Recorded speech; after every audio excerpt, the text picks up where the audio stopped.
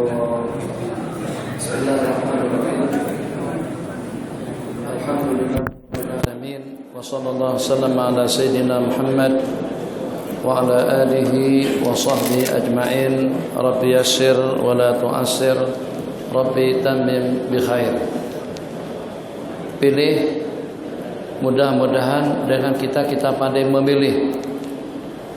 Mudah-mudahan sesehat pandangan mata kita melihat, sejelas telinga kita mendengar, dan senikmat lidah kita dan selera kita merasa, maka kita berharap juga seperti itu. Seperti dengan kita dapat membeda-bedakan antara rasa makanan dengan makanan, kari ayam, kari kambing, nasi goreng, pataya, paprika, Cina, Jepun, kampung, spesial, sirap Bandung, sirap Jogja, sirap entah mana. Jadi selera kita sehat. Begitu juga dengan pandangan kita tidak akan tersilap. Pasti itu kipas, itu lampu, itu langsir, ini bunga, itu kosen atau kursi. Telinga kita, Allahu Akbar, Allahu Akbar, itu adzan. Hasbi Rabbi, zikir. La ilaha illallah, tahlil. Oke. Kita juga akan dengan penilaian yang sama pada waktu kita membaca surah atau pada waktu kita melaksanakan sembahyang. Coba perhatikan. Banyak di kalangan imam-imam muda, imam-imam hafiz, kalau selepas mereka membaca Fatihah, mereka tidak lagi membaca surah ikut pedoman sunnah. Yang pertama, surah dibaca sampai habis. Kita habis sekeras-sekeratnya. Lau anzalna hadzal qur'ana 'ala jabalin la ra'aitahu khashi'an mutasaddian min khasyatillah. Wa tilkal amsalu nadribuha lin-nasi la'allahum yatafakkarun. Kita lebih banyak kepada lagu, naghmah atau rentak berbanding sunnah atau tidaknya. Itu yang nomor 3. Wallahu allazi la ilaha illahu. Wah, kita nakan yang macam itunya. Masalah kita dapat banyak tujuh kasih kita kesah. Jadi satu pedoman, sunnah dibaca, surah dibaca secara lengkap sampai habis. Ceritanya lengkap, hukum hakamnya lengkap, ibrahnya lengkap, nasihatnya pun juga lengkap. Jangan dibaca sekerat-sekerat. Hari Jumat dalam berapa ramai, apalagi kalau seperti di Mesir, sepatutnya kita baca alif lam mim tanzil rakaat yang pertama dengan hal ata kahadisul hal ata alal insani hinu minad dari surah al-insan pada rakaat yang kedua. Itu disunatkan kalau dibaca kedua-duanya sampai habis. Bukan alif lam mim tanzil kita kerat dua, atau juga dengan hal ata alal insan. Kalau kita nak yang pendek, makmum tua-tua di belakang kita, udah kita pilihkan dua surah yang pendek yang Nabi kita baca pada subuh hari Jumat. Surah Alif Lam Mim Tanzil atau pasangannya surah Alif Lam Mim Tanzil dengan pasangannya Hal Ata 'alal Insan. Pilihan yang kedua, Sabbihis dengan Hal Ata ka hadisul ghasyiyah. Surah itu tak panjang mana, satu lengkap, kemudian yang kedua dibaca secara berurutan. Jangan melompat. Bismillahirrahmanirrahim. Wadduha Wallaili idza saja ma wadda'aka rabbuka wa ma qala, sampai ke penghujung Allahu Akbar. Sami'allahu liman hamidah. Rakaat kedua waladdallin. Amin.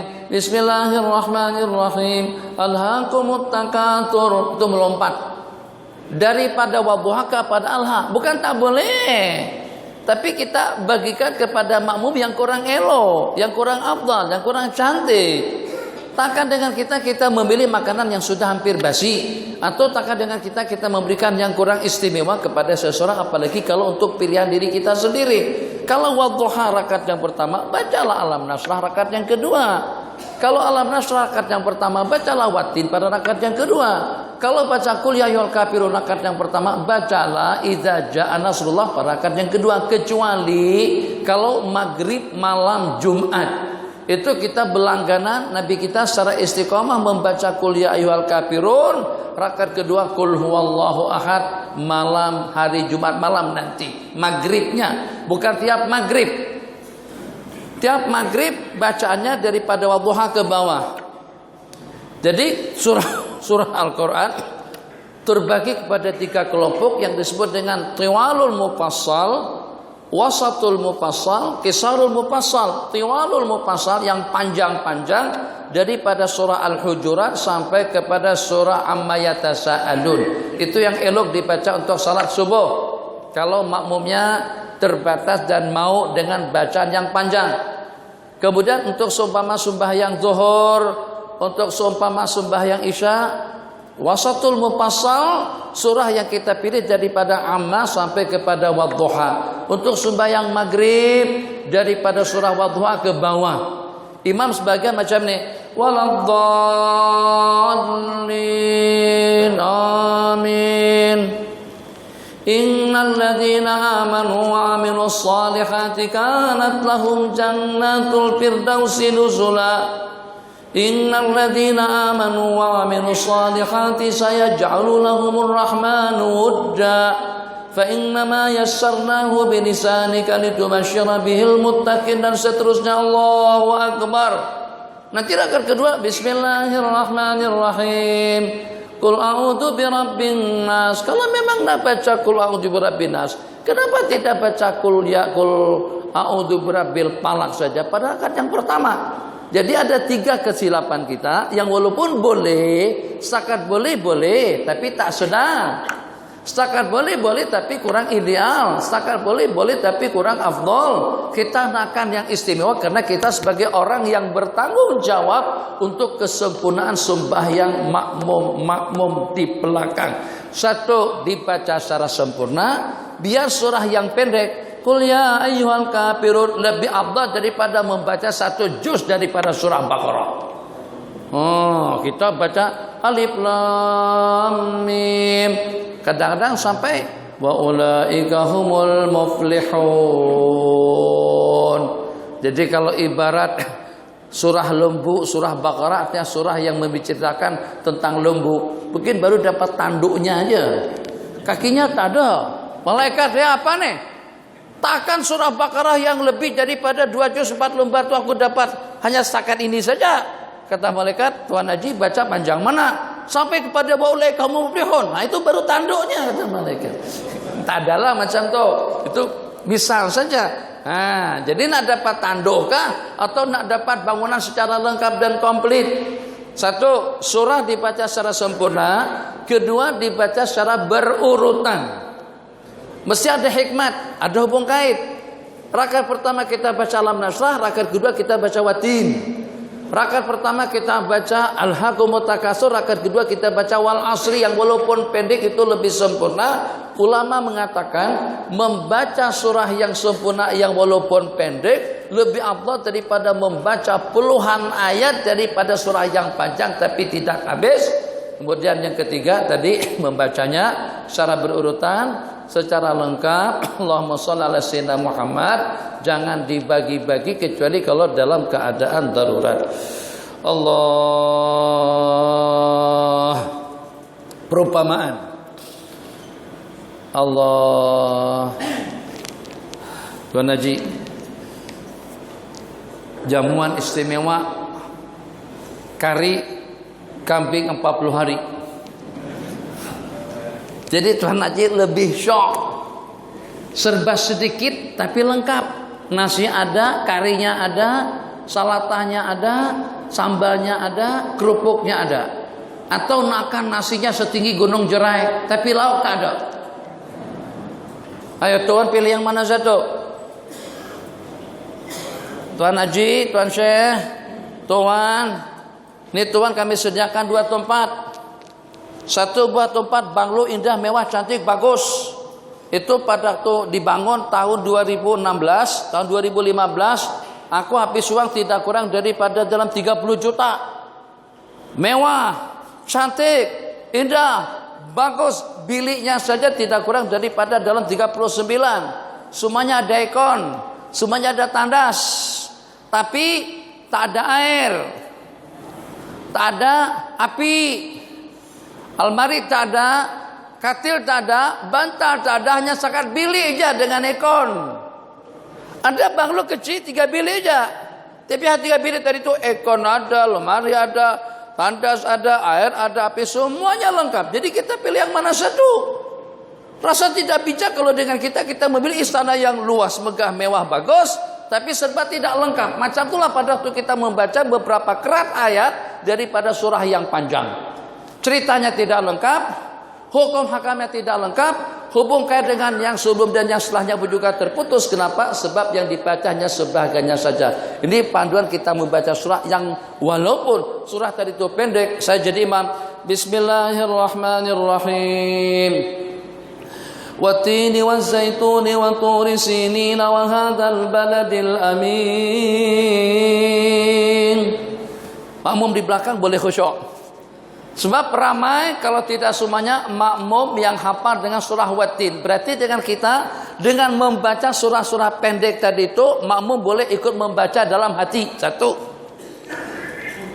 Wattini wazzaituni wa turi sinina wa hadzal baladil amin. Laqad khalaqnal insana fi ahsani taqwim thumma radadnahu asfala safilin. Situ perapatannya kadang-kadang kita tersalah. Illal ladzina amanu wa amilus solihati wa tawasaw bil haqqi wa tawasaw bis sabr. Jadi kalau kita tersilap, makmum boleh betulkan di belakang karena makmum hafal. Satu makmum yang kurang hafal, yang selalunya bingung juga. Yasin wal Qur'anil Hakim innaka laminal mursalin ala siratin mustaqim. Qul ara'aytum in asbaha ma'ukum ghawra faman ya'tikum bima'in ma'in. Kemana nih? Itu tabarak. Jadi di antara daripada hikmat, keutamaan, afdaliyah kita membaca surah yang pendek, satu, menguatkan hafalan makmum di belakang. Yang kedua, membuat makmum tidak pusing sana, tidak pusing sini, khusyuk dalam bacaan karena makmum juga hafal. Yang ketiga, akan membetulkan bacaan makmum yang dengan idghamnya, yang dengan gunnahnya, yang dengan ikhfa'nya, yang dengan iklabnya, yang dengan qalqalahnya. Jadi secara tidak langsung imam jadi guru kepada makmum untuk membetulkan bacaan, untuk menguatkan ingatan, untuk diberikan teguran kalau pada waktu kita tersalah. Waladdallin amin. Innal ladzina amanu wa 'amilus solihati kanat lahum jannatul firdausi nuzula khalidina fiha khalidina fiha khalidina fiha khalidina fiha. Jadi kita tidak nunggu-nunggu kamu betulkan di belakang. Dalam hati tadi hafal enggak? Ada cerita Tuan Haji. Imam baca surat Bismillahirrahmanirrahim. Inna arsalna Nuhan ila qaumih. Imam lupa bacaan sambungannya. Inna arsalna Nuhan ila qaumih. Inna arsalna Nuhan ila qaumih. Jadi kata makmum di belakang, inna sesungguhnya kami telah mengutus Nabiullah Nuh kepada kaumnya. Jadi kata makmum di belakang, Tuan Imam, kalau Nuh tak nak pergi, utus yang lain. Makmum paham. Inna arsalna Nuhan ila kami, kami telah mengutus Nuh kepada kaumnya. Kalau Nuh tak nak pergi, sebab disuruh berkali-kali tadi tu, inna arsalna Nuhan, tak nak pergi ke Nuh tu, bagi yang lain untuk menjadi penggantinya. Nah, itu masalah. Jadi kita tidak akan mendapatkan teguran daripada makmum kalau pada waktu kita membaca surah-surah yang di tengah, baca surah yang biasa, yang walaupun pendek, yang walaupun sederhana, pahalanya besar.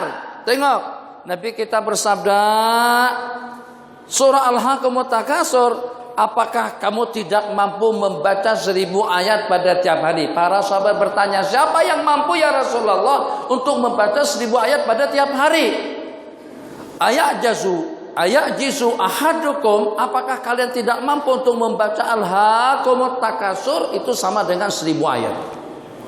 Iza zulzilatil ardu zilzalah sama dengan setengah Al-Quran. Qul huwallahu ahad sama dengan sepertiga. Qul ya ayyuhal kafirun sama dengan sepertiga. Kemudian sama dengan seperempat. Sama juga dengan idza jaa nasrullahi wal fathu. Takkan dengan kita bagikan yang kurang kepada makmum. Dari sudut mana kebijakan imam, kalau pada itu dengan kita membaca bacaan yang boleh menjejaskan dan mengurangkan pahala makmum kita di belakang. Sekali-sekala tak apa. Jadi yang walaupun ada dengan sebagian daripada sahabat membaca surah kemudian disambung kembali dengan qul huwallahu ahad, tapi tetap disertakan dengan qul huwallahu ahad karena dengan surahnya itu lengkap, ayatnya 4 ayat saja. Qul huwallahu ahad, Allahus samad, lam yalid wa lam yulad wa lam yakul lahu kufuwan ahad, sama dengan sulusul Quran. Ini panduan untuk kita membaca surah. Insyaallah selesai, mudah dipahami, dan di situ kebanyakan kesilapan daripada kita. Bukan silap berarti salah, tapi dengan kita mempersembahkan yang kurang afdal kepada makmum. Allahu akbar. Samiallahu liman hamidah. Hati-hati. Tujuan daripada takbir itu sebagai penyambung. Ulama mengatakan tidak ada yang namanya faragh, yang namanya kosong, yang namanya santai dalam sembahyang. Maka pergerakan kita dengan takbiratul intiqal, Allahu akbar. Ini takut kalau saya rukuk terjatuh.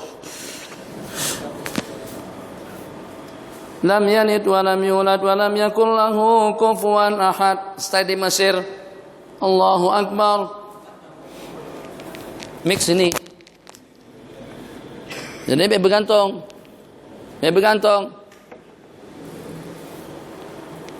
Kemudian sami Allah. Sami Allahu liman hamidah. Allahu akbar.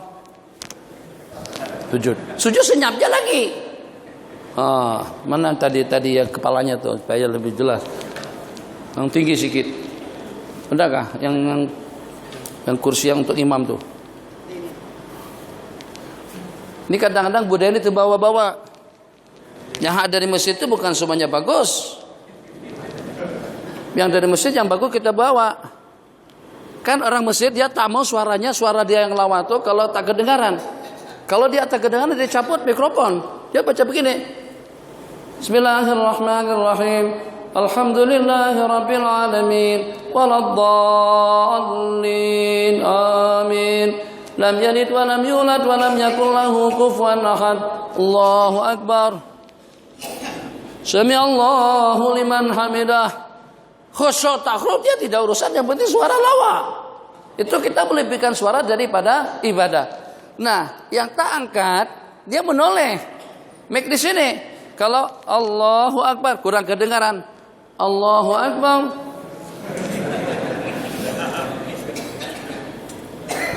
Sami Allahu liman hamidah. Syekh tahukah? Bukan setakat tahu, saya tengok. Macam mana tahu? Kadang-kadang saya masbuk. Bukan berarti tengok pada waktu sembahyang. Kalau tengok pada waktu sembahyang sama kurangnya. Pada masa masbuk, ya Allah. Jadi dia Allahu akbar. Bangkit dari sujud yang kedua, dia bangkit senyap aja. Allahu akbar. Takbir itu tujuannya untuk persambungan. Jadi kita takbir Allahu akbar. Nak rukuk Allahu akbar. Posisi rukuk kita sudah sempurna. Sami Allahu liman hamidah. Sami Allahu liman hamidah. Sujud Allahu akbar. Jadi daripada awal pergerakan kita dimulai dengan sampai ke tempat yang kita tuju bar. Ada yang sebagian Allahu Akbar sudah habis, senyap saja dari pada waktu sampai ke bawah. Ada yang tak ada bunyi langsung. Sami Allahu liman hamidah. Allahu. Jadi dari sini ada takbir, atas sampai ke sini ada apa? Kosong. Itu maknanya takbiratul intiqal, perpindahan daripada permulaan kita bergerak bar sampai ke tempat yang kita tuju, supaya perjalanan kita itu semuanya zikir dan ibadah. Selesai. Terakhir, soalan banyak. Tak apa, tak masalah. Insyaallah kalau dengan pergerakan yang lain teramalkan, tasyahud awal, tempat duduk tasyahud awal, yang sering tidak terperhatikan cara duduk iftiras tawaruk dengan iqa. Duduk iqa itu insyaallah kita tak ada yang lakukan. Itu biasanya sebagian dengan sahabat-sahabat kita daripada Mesir yang duduknya dengan mendirikan kedua tumit. Ini duduk iqa. Ini elok kita mau duduk iqa seperti ini kalau pada saat jamaahnya ramai.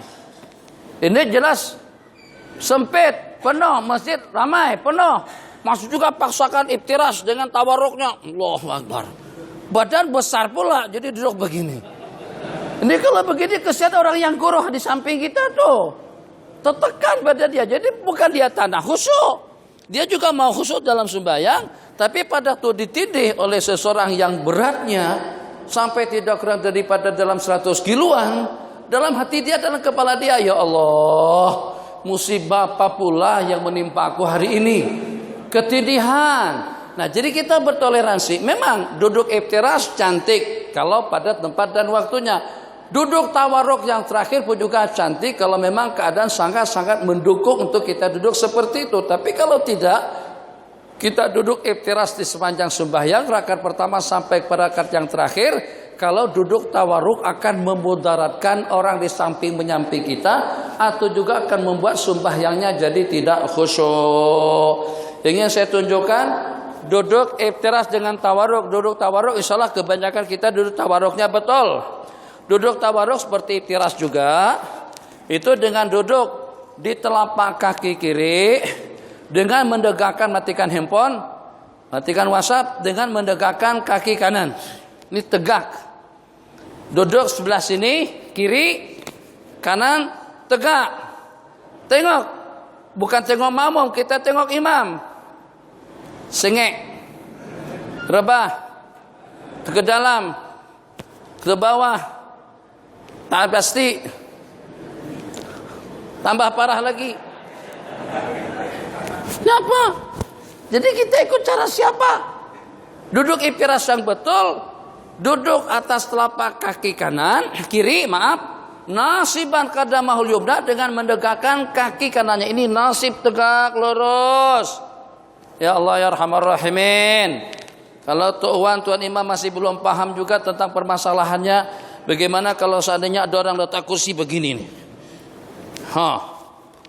Masuk dalam Facebook, masuk dalam YouTube, dalam hati. Orang-orang di dewan tuh tak pandai kalau letak kursi sampai sengek macam tuh. Coba kalau dengan tukang tak banyak mana ilmunya. Tapi mereka tegakkan tiang rumah tegak lurus. Kadang-kadang diukur dengan menggunakan pipe air, ditimbang supaya tegak lurus. Ilmunya saya tidak tahu, tapi mereka gunakan pipe kecil tuh, ya kan, untuk menimbang. Takkan dengan tukang boleh tegakkan tiang dengan lurusnya, sementara kita masih belum mampu atau tidak boleh atau tidak mengupayakan untuk menegakkan kaki kita pada waktu kita duduk iftiras. Duduk iftiras, jadi sebagaimana saya katakan mungkin lebih jelas, duduk kaki kiri, telapak kita rebahkan, kaki kanan kita tegakkan. Tapi tegak itu perasaan saja, tak mesti harus ditengok. Pegang-pegang tak payah, tak khusyuk pula. Nah, yang begini bukan salah, tapi menyalahi. Begini menyalahi. tersalah juga, menyalahi juga, salahi juga. Apalagi eka, ini duduk eka. Ini oke. Ini diantara daripada duduk yang disunatkan pada waktu kita duduk antara dua sujud atau pada waktu kita tasyahud awal, tapi duduk dengan iftirash lebih afdal. Selepas itu duduk tawarruk pada rakaat yang terakhir, kita keluarkan kaki kiri kita di sebelah petis kaki kanan. Kalau boleh, tak boleh lah.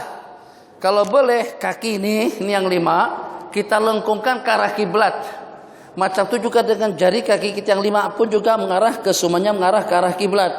Begitulah pada waktu kita duduk tawarruk. Begitu juga pada waktu kita sujud, kita usahakan sujud dengan 7 anggota. Umirtu an asjuda ala sab'ati a'dhum. 2 telapak tangan, 2 lutut, dahi tambah dengan 2 telapak kaki. Kalau boleh kita lipat ke 10-nya. 5 kanan dan kiri. Ini dengan posisi kaki iftirash dengan tawarruk pada waktu kita sujud dan duduk antara 2 sujud dan juga dengan tasyahud yang akhir. Salam. Assalamualaikum. Kena duduk situ. Apa? Letih sikit Tuhan Imam. Fil alamina innaka hamidum majid. Jangan ikut orang Mesir. Mesir salam kangen dia gerak-gerakan. Ini tetap saja posisinya tegak. Asyhadu an la ilaha illallah.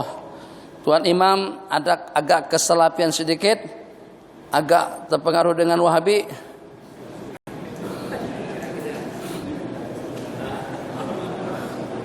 Kan? Ada geraknya sedikit. Ini sedikit aja pengaruhnya. Ada yang Wahabinya banyak. Secara jujur tak tahulah. Tuh saya sendirilah. Kalau saya duduk orang sembahyang yang macam tuh, saya tidak khusyuk. Saya tengok, mesti tertengok. Kan dia sini nih. Dia tengok. Apa tuh? Jadi pikiran kita kadang-kadang mencarut. Apa naik-naik macam? Ya kan? Tentu. Yang kedua, kalau memang Nabi kita menggerakkan jari telunjuk beliau pada masa tasyahud, Nabi kita sembahyang saban hari, tiap hari saja 5 waktu. Di samping sunat duha, sunat awabin, sunat tahiyatul masjid, sunat wudu, sembahyang sunat istisqa, sembahyang gerhana bulan, gerhana matahari, sembahyang sunat tawaf, sembahyang sunat wudu, sembahyang tahiyatul masjid, sembahyang sunat ihram, macam-macam jenis sembahyang sunat. Takkan para sahabat Nabi kita tak boleh jam pergerakan telunjuk yang benar itu macam mana? Sehingga sampai ada yang menggeraknya laju, ada yang gerak cepat. Rasa tak? Dia cepat sekali. Ada yang perlahan. Ada yang pusing, seperti ada bundaran putar macam tu. Jadi yang mana yang betul? Takkan tidak ada panduan. Jadi ulama mengatakan tentang menggerakkan jari telunjuk, kebanyakan riwayat wa yushir isyarat saja sekali. Asyhadu an la ilaha illallah, dah senyap saja sampai salam, jangan dirubah posisinya. Pada waktu kita salam pun tangan jangan dirubah. Sebagian assalamualaikum warahmatullah. Nah, tangan nih. Assalamualaikum warahmatullah. Nah, tangan dibalik ke, tidak ada balik-balik macam tuh. 2. Selepas salam ke kanan dan juga salam ke kiri, posisinya kaki duduk tawarruk. Salam muka ke arah kiblat. Assalamualaikum warahmatullah. Hatta yura khadduhu. Nabi kita salam sampai kelihatan pipi kanan dan kiri. Siapa yang tengok orang di belakang. Sehingga sampai kelihatan pipi kanan kita oleh makmum yang di sebelah kanan. Pipi kiri kita oleh makmum yang berada di sebelah kiri. Bukan kita yang tengok. Kalau kita tengok tak boleh. Assalamualaikum warahmatullah. Nah tengok pipi nih. Kecuali kalau mata kita keluarkan, dia boleh tengok pipi kita. Orang yang tengok bukan kita. 2. Itu juga kesilapan. Jadi sunahnya assalamualaikum masih ke arah kiblat, warahmatullah baru kita menoleh. Assalamualaikum warahmatullah. Kembali assalamualaikum warahmatullah. Astaghfirullahaladzim. Passion yang kita lihat. Assalamualaikum warahmatullah. Assalamualaikum warahmatullah. Untuk apa lagi tengok orang kalau salamnya sudah habis? Kan kita, Haji, assalamualaikum. Begitu. Tak ada, assalamualaikum. Salam itu dengan angkat tangan. Haji, assalamualaikum. Assalamualaikum. Halo, waalaikumsalam warahmatullah. Ini dah, assalamualaikum. Itu bukan pada waktunya. Yang kedua, tambah parah lagi. Assalamualaikum warahmatullah. Assalamualaikum warahmatullah. Pesan yang ketiga, assalamualaikum warahmatullah. Assalamualaikum warahmatullah. Dia habiskan sebelah sini kedua-duanya. Itu pun juga tidak tepat juga. Yang tepatnya bagaimana? Panduan daripada ulama. Salam waalaikum ke arah kiblat, warahmatullah kita menoleh ke kanan dan ke kiri. Selesai. 15 menit terakhir sebelum sisi soal jawab. Maghrib. Jangan berubah duduk imam. Tetap imam duduk macam ni, lengul tak apa, insyaallah sakit perutnya hilang. Gastrik, sakit belakang, saraf terjepit, belakang tak boleh, kena bersila langsung, tahan saja, insyaallah Allah sembuhkan penyakit kita sebab kena sembahyang yang sempurna. Kalau sembahyang mampu untuk membackup kita daripada perbuatan keji, perbuatan muka, takkan sembahyang tidak mampu untuk memberikan kesehatan atau menjadi asbab kesehatan kepada kita. Lepas maghrib, lepas subuh, tetap posisi begini ngadap kiblat. Assalamualaikum warahmatullah. Assalamualaikum warahmatullah. Astaghfirullahalazim. Yang kita baca, alhamdulillahilladzi lam yattakhidh walada wa lam yakul lahu syarikun fil mulk wa lam yakul lahu waliyyun minadh dhulli wa kabbiru takbira. Astaghfirullahalazim. Itu pun juga tersilap. Kenapa? Sebab selepas sembahyang tidak ada bacaan yang paling tepat daripada istighfar. Bukan alhamdulillahilladzi. Bukan sujud syukur. Kenapa? Khusyuknya kurang, tazalulnya kurang, inkisarnya kurang, bacaannya pun juga kurang, semuanya kurang. Selepas sembahyang minta ampun, minta maaf, astaghfirullahalazim. Bukan alhamdulillah. Assalamualaikum warahmatullahi.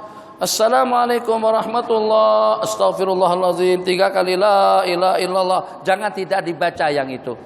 Itu adalah 4 matlamat asasi dalam hidup. Ingat yang 4 ini, catat dalam ingatan. 4 tujuan hidup. Kita sembahyang, kita puasa, kita zikir, kita berpakaian, kita berdandan, kita bersolek, tutup aurat, patuh dengan perintah ittaqullah. Segala perintah kita laksanakan, segala larangan kita tinggalkan. Itu atas 4 tujuan. Tidak luput daripada 4 tujuan. Kalau boleh kita sederhanakan untuk 4 matlamat mini ibadah. 4 matlamat terbesar dalam ibadah. 1, agar bagaimana diri kita terpelihara daripada setan. Terbelanggu, matikan handphone.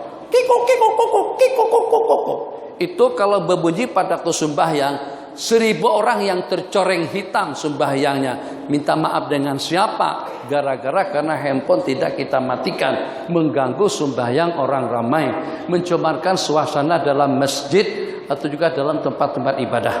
Jadi selepas kita salam ke kanan dan ke kiri, ada 4 amalan, ada 4 jenis amalan yang merupakan target utama kita beribadah di dunia. Tujuan kita mengubudiahkan diri untuk kita mendapatkan 4 matlamat. Matlamat yang pertama, terpisah daripada dosa-dosa kesalahan, daripada godaan syaitan. 1. Matlamat yang kedua, kalau kita telanjur, kalau kita terbabit melaksanakan kemaksiatan dan kemungkaran, Allah ampunkan dosa-dosa kesalahannya.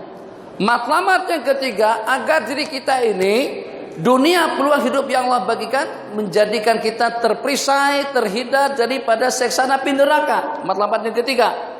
Matlamat yang keempat, agar penghujung kita masuk ke dalam surga. Selesai. Tak ada lebih daripada itu. Terjaga daripada dosa, keampunan kalau kita terbabit, kebebasan diri daripada api neraka, masuk surga pada penghujungnya. Tak ada lebih daripada 4 tujuan. Dapat duit, rezeki, panjang umur itu sebanyak asbab. Tapi yang merupakan inti, tujuan utama kita dalam melaksanakan ubudiyah kepada Allah, wa ma khalaqtul jinna wal insa illa liya'budun, untuk mencapai 4 target terpisah daripada syaitan, mendapatkan keampunan dosa, terpisah daripada api neraka, dan mendapatkan surga yang abadi di sisi Allah. Tengok, ternyata mini 4 tujuan tadi itu ada dalam wirid. Assalamualaikum warahmatullahi. Assalamualaikum warahmatullahi. Jangan robah posisi duduk dulu selepas sembahyang subuh dan maghrib. Selepas sembahyang subuh dan maghrib, Nabi kita bersabda, man qala la ilaha illallah wahdahu la syarikalah, lahul mulku wa lahul hamdu yuhyi wa yumitu wa huwa ala kulli syai'in qadir. Asyra marratin, jangan dikurangi daripada asyra marrat. Barang siapa membaca la ilaha illallah wahdahu la syarikalah sampai ke penghujung, asyra marratin sebanyak 10 kali, qabla ayyusniya rijlai, sebelum dia melipat kedua kaki, artinya sebelum dia merubah duduk. Balasannya kana hirzan lahu minasyaitan, itu akan menjadi perisai, penyelamat, pengelak, pemagar dirinya daripada godaan, gangguan, bisikan syaitan. Tuh 10 kali. Imam baca 3 kali aja. Kadang-kadang tak baca langsung. Kenapa? Sebab imam ada urusan nak ambil duit di ATM. Akhirnya korban makmum. Makmum imam bercabut, makmum ikut bercabut. Kenapa? Tak akan awak lebih ablah daripada tuan imam. Tuan imam tu tak baca, tak akan kita lebih alim daripada tuan imam. Itu alasan makmum di belakang. Makmum kita ramai hari Jumat, datangnya terlambat tapi baliknya awal. Sepatutnya yang datang terlambat itu tunggu dulu, balik belakangan. Yang datang awal balik awal. Tidak, yang datang awal balik belakangan, yang datang akhir baliknya awal, terbalik. Kadang-kadang mereka beralasan, tak apalah Syekh katanya. Sudahnya datangnya terlambat, baliknya lah awal daripada orang-orang.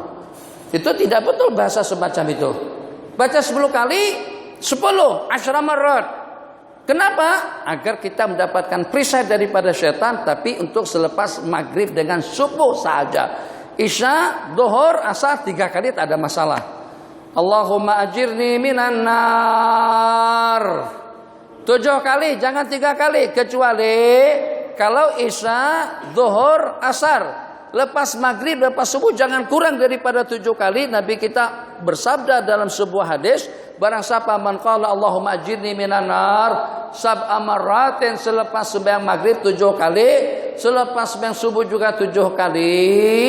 Nabi kita bersabda, in mata fi dzalika al-yaum, kalau dia mati pada hari itu, kutiba lahu jiwarun minha, akan ditulis kebebasan dirinya daripada api neraka. Tuan boleh bayangkan, kalau kita imam boleh membebaskan makmum daripada api neraka, takkan Allah tak bebaskan diri kita daripada api neraka.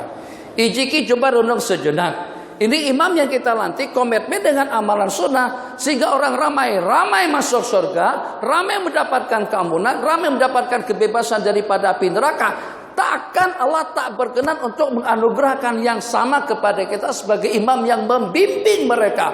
Pilot saja sampai ke Jeddah kena membawa penumpang. Takkan imam tidak sampai ke dalam surga pada saat imam berjaya untuk membawa makmum masuk ke dalam surga. 2. Ketiga, ayat kursi.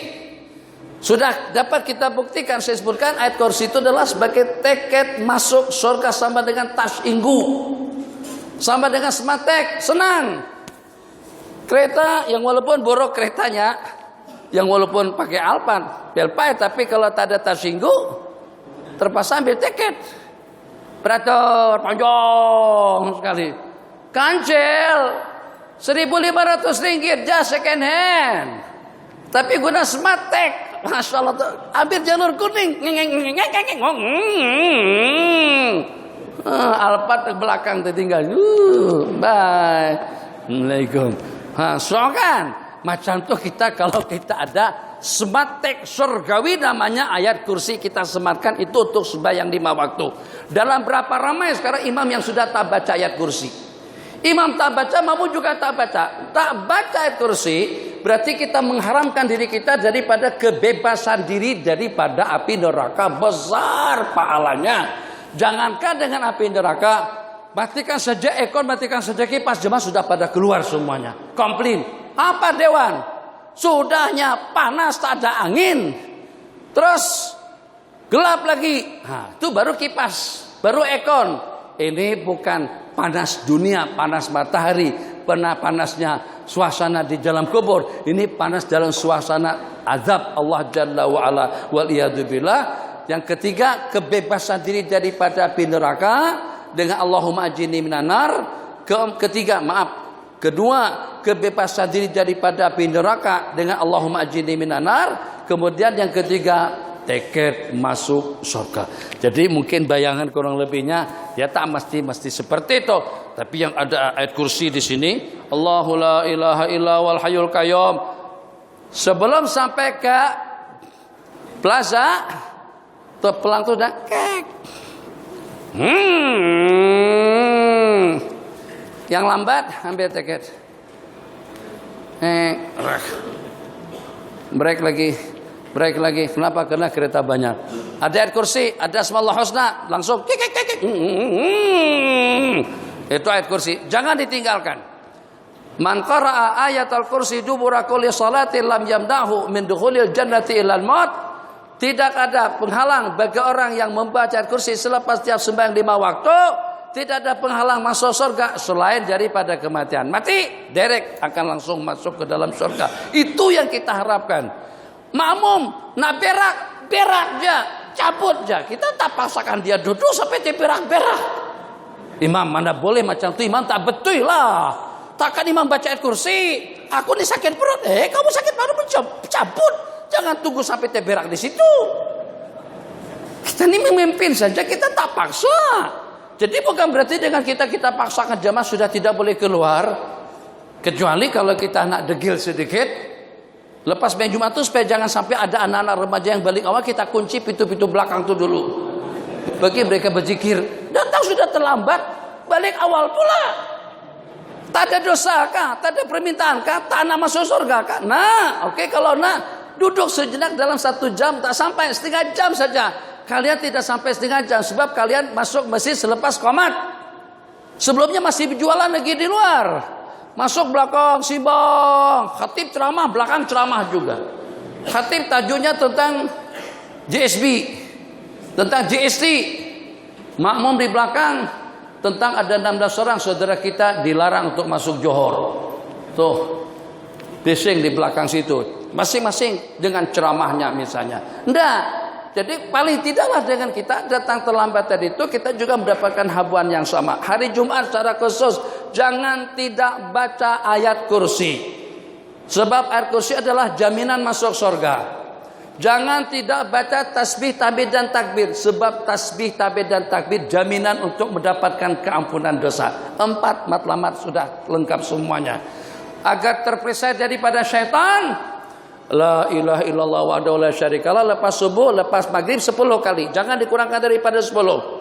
Agar terbebas diri kita daripada api neraka. Allahumma ajirni minar 7 kali lepas subuh, 7 kali juga lepas maghrib. Agar terampunkan dosa kesalahan yang secara terlanjur kita laksanakan atau secara sengaja. Subhanallah 33, alhamdulillah 33, Allahu akbar 33. Tapi dihitung secara betul. Jangan lebih cepat hitungannya daripada bacaannya. Bacanya lambat. Allahumma inni ala dzikrika wa syukrika wa husni ibadatik. Subhanallah, subhanallah, subhanallah, subhanallah, subhanallah, subhanallah, subhanallah. Alhamdulillah, alhamdulillah, alhamdulillah. Wajib nih.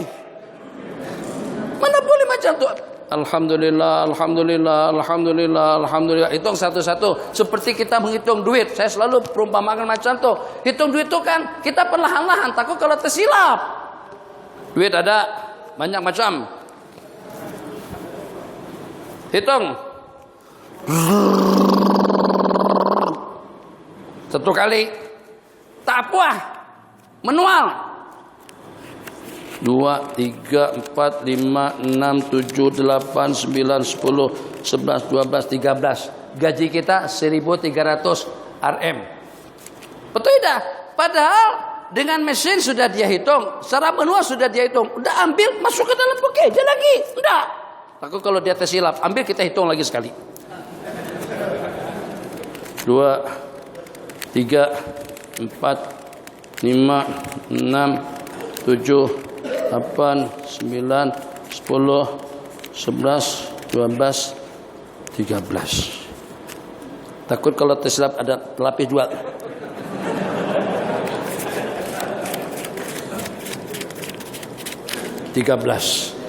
Jangan-jangan tersilap, sebab situ ditulis hitung duit sebelum ada, tinggalkan kuantar bank. Tersilap nanti salah. Hitung lagi sekali. 1, 2, 3, 4, 5. Coba sampai seperti itu tuh, waspada dan hati-hatinya kita dengan hitungan. Tanah kalau sampai kurang selembar pun kita tanah. Lebih tak apa. Lebih tak apa. Tapi ada tuh yang zikir semacam tuh, kita subhanallah, subhanallah, subhanallah, subhanallah. Amin, amin, amin, amin. Oh, amin. Masya Allah, tabarakallah, semangat. Kenapa? Sebab kalau sepas amin itu balik aja lagi. Tapi pada masa berzikir, zikir kadang-kadang tak cukup. Kenapa kita tidak ambil berat seperti pada waktu kita menghitung duit, itu yang saya maksud. Selesai. Jadi 4 benda tadi itu jangan ditinggalkan. Kenapa?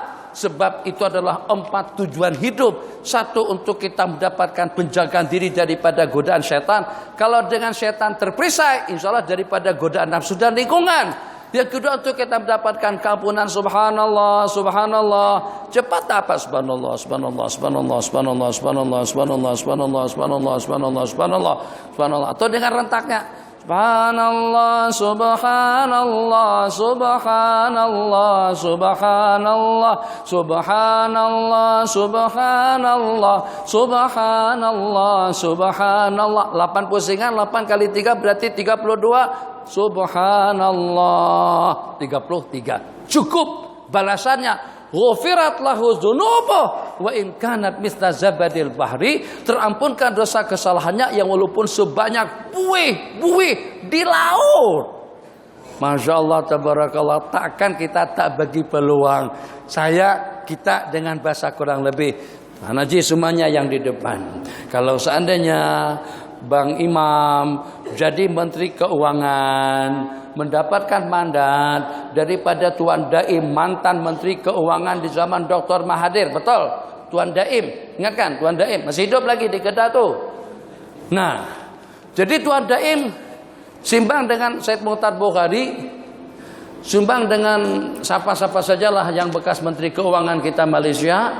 Ini pakar-pakar yang punya duit banyak. Dr. Mahathir pun punya duit banyak. Proyek itu dengan YOYM-nya, dengan UTM-nya, dengan jembatannya, dengan KLI-nya, itu semuanya zaman beliau. Tanah di YOYM itu tak ada harganya pada waktu itu, tapi pada saat ketika dibangun YOYM di sana, tanah melembung naik. Sepang sebelumnya tuh gunung Bukit Sentosa. Bukit Sentosa dengan Bukit Berontong itu bakalan akan jadi KLI pada saat ketika itu. Apa-apa cerita saya tidak tahu, semuanya tahu. Pindah langsung ke Sepang. Akhirnya tanah yang tadi itu terbiar melembung tanah di Sepang. Jadi satu kakinya menjadi dalam berapa RM. Bukan itu permasalahan. Itu sudah berlalu. Dari 3 orang mantan Perdana Menteri, dengan Datuk Najib yang akan jadi mantan juga, Dr. Mahathir, Pahala Badawi, dengan Datuk Najib, 3 orang. Masing-masing akan mengeluarkan uang tidak kurang daripada dalam 10 bilion, 9 bilion. Said Mukhtar 6 bilion sendirian, 15 bilion semuanya. Tiap makmum akan dapat uang tunai 10.000 RM. Tuan Imam nih tak bagi tahu ke kita. Jadi pada subuh hari itu hanya kita saja dalam beberapa orang pergi ke masjid. Masjid yang hak sebelah situ tuh anak, cucu, cicit, apalagi lepas tuh anak, cucu, cicit, cacat, cucut, semuanya pakat bawa ke masjid. Kenapa? 1 orang 10.000. Komplitkah kita dengan Tuan Imam? Kalau saat ketika kita tak dibagi peluang untuk mendapatkan uang yang sebanyak itu, apa bedanya dengan yang tadi? Kenapa kita tidak komplit dengan imam yang tidak baca ayat kursi? Kenapa kita tidak komplit dengan Tuan Imam yang tidak membaca tasbih, tahmid dan takbir, yang itu merugikan besar kepada makmum di belakang? Tengok, artis tidak tiap waktu pergi ke masjid. Atlet jarang-jarang nampak batang hidungnya di masjid. Binatang-binatang film kadang-kadang tak sembahyang langsung. Betul. Tak payah cerita, boleh selidik. Atletnya, artisnya, senimannya, binatang-binatang film atau bintang-bintang, takkan bintang binatang. Kalau bintang itu terlampau mulia, diperumpamakan dengan bintang-bintang di langit itu ulama. Nabi kita bersabda, para obat, masalul alimi, fadlul alimi alal abid, kafadil kamari ala sairil kawakib. Keutamaan seorang alim ke atas orang-orang ahli ibadah itu seperti perumpamaan bulan purnama atas segenap bintang-bintang di langit. Perumpamaan bintang itu kepada para obat ahli ibadah, bukan kepada pelakon. Kita balik, pelakon kadang-kadang jadi samsing, kadang-kadang jadi tuk guru, kadang-kadang jadi penjahat, kadang-kadang jadi pencuri, kadang-kadang jadi penipu. Kita yang style lama sajalah. Saya kadang-kadang terbawa-bawa aja nonton film-film B. Ramlee. Nah kan style lama kan. Nah, B. Ramlee ada yang 3 orang tuh, 3 semuanya menderita. Pahala filmnya tuh tak tahu, udah lupa, ada Doromi kah kalau tidak salah. Doromi. Tuh filmnya. Atau yang B. Ramlee nak bunuh diri. Kalau bunuh diri itu pun tak bakalan mati, kemana? B. Ramlee ini lari kemana? Lari ke sebuah air itu sampai sini aja. Dia nacap pernah melompat begitu. Akhirnya istri dia yang 3 yang kejadian tadi itu, suami awak siapa? Siapa namanya sih? Jamil. Oh Tuhan, kena hafal lah. Takkan saya yang baru tengok dia udah hafal. Jamil, itu siapa Jamil? Suamiku. Itu juga suami aku. Kata itu juga suami aku. Mana dia? Dikejar Jamil. Jamil lari. Sampai ke perairan. Airnya tak banyak mana. Dia nak terjun ke situ. Kalau dibiarkan terjun pun tak mati. Tuh cerita Jamil. Jadi Jamil dia jadi pencuri. Iya. B. Ramlee tadi itu macam-macam lakonannya lah. Seolah kita nonton. Bukan itu yang kita masalahkan. Orang yang hidupnya berpura-pura seperti itu, dalam Islam jangankan sampai menjadi samsing. Ria dalam ibadah, berpura-pura dalam ibadah pun hukumnya haram. Bagaimana? Saat macam ini, saat macam itu, saat baik, saat jahat. Nah, kalau orang itu baik sekalipun, tapi berpura-pura dalam ibadahnya, itu sudah terbabit dalam istilah ria, sum'ah, ataupun juga ujub. Nah, jadi artis jarang punya peluang banyak. Menteri-menteri kita, pemimpin-pemimpin negara kita pun juga tidak punya peluang banyak untuk datang ke masjid. Tapi sebut siapa-siapa. Bukan seperti Tuan Imam. Kita insya Allah tiap waktu karena kita imam. Kalau kita tadi siapa imamnya? Tapi kalau menteri tak ke masjid masih ada orang yang pergi ke masjid. Menteri-menteri, kabinet, seniman, atlet, binatang-binatang film, pelakon-pelakon yang jarang punya peluang datang ke masjid. Hari Jumat mereka ke masjid. Jumat ke masjid. Ketua pengarah. Ini Datuk Rahim Nur, bekas mantan polis negara tempoh hari. Ini siapa? Kita pun tak perasan. Ini bekas Menteri Keuangan. Nih Datin Rapida atau siapalah, tak tahulah. Walhasil, nah orang-orang yang seperti mereka ini, betapa merugikannya kita kepada mereka kalau kita tak ajak mereka berzikir, baca ayat kursi dan seumpamanya. Berarti kita bagi peluang mereka untuk mendapatkan keampunan dosa dengan tasbih, tahmid dan takbir. Kita bagi peluang mereka akan mendapatkan tasinggu surgawi dengan membaca ayat kursi. Kita bagi peluang mereka untuk perisai diri mereka daripada syaitan dengan membacanya la ilaha illallah sebanyak 10 kali. Jadi dari sudut situlah saya katakan tanggung jawab imam itu besar. Di samping juga dibalik daripada tanggung jawab yang besar, balasan kepada kita pun juga besar.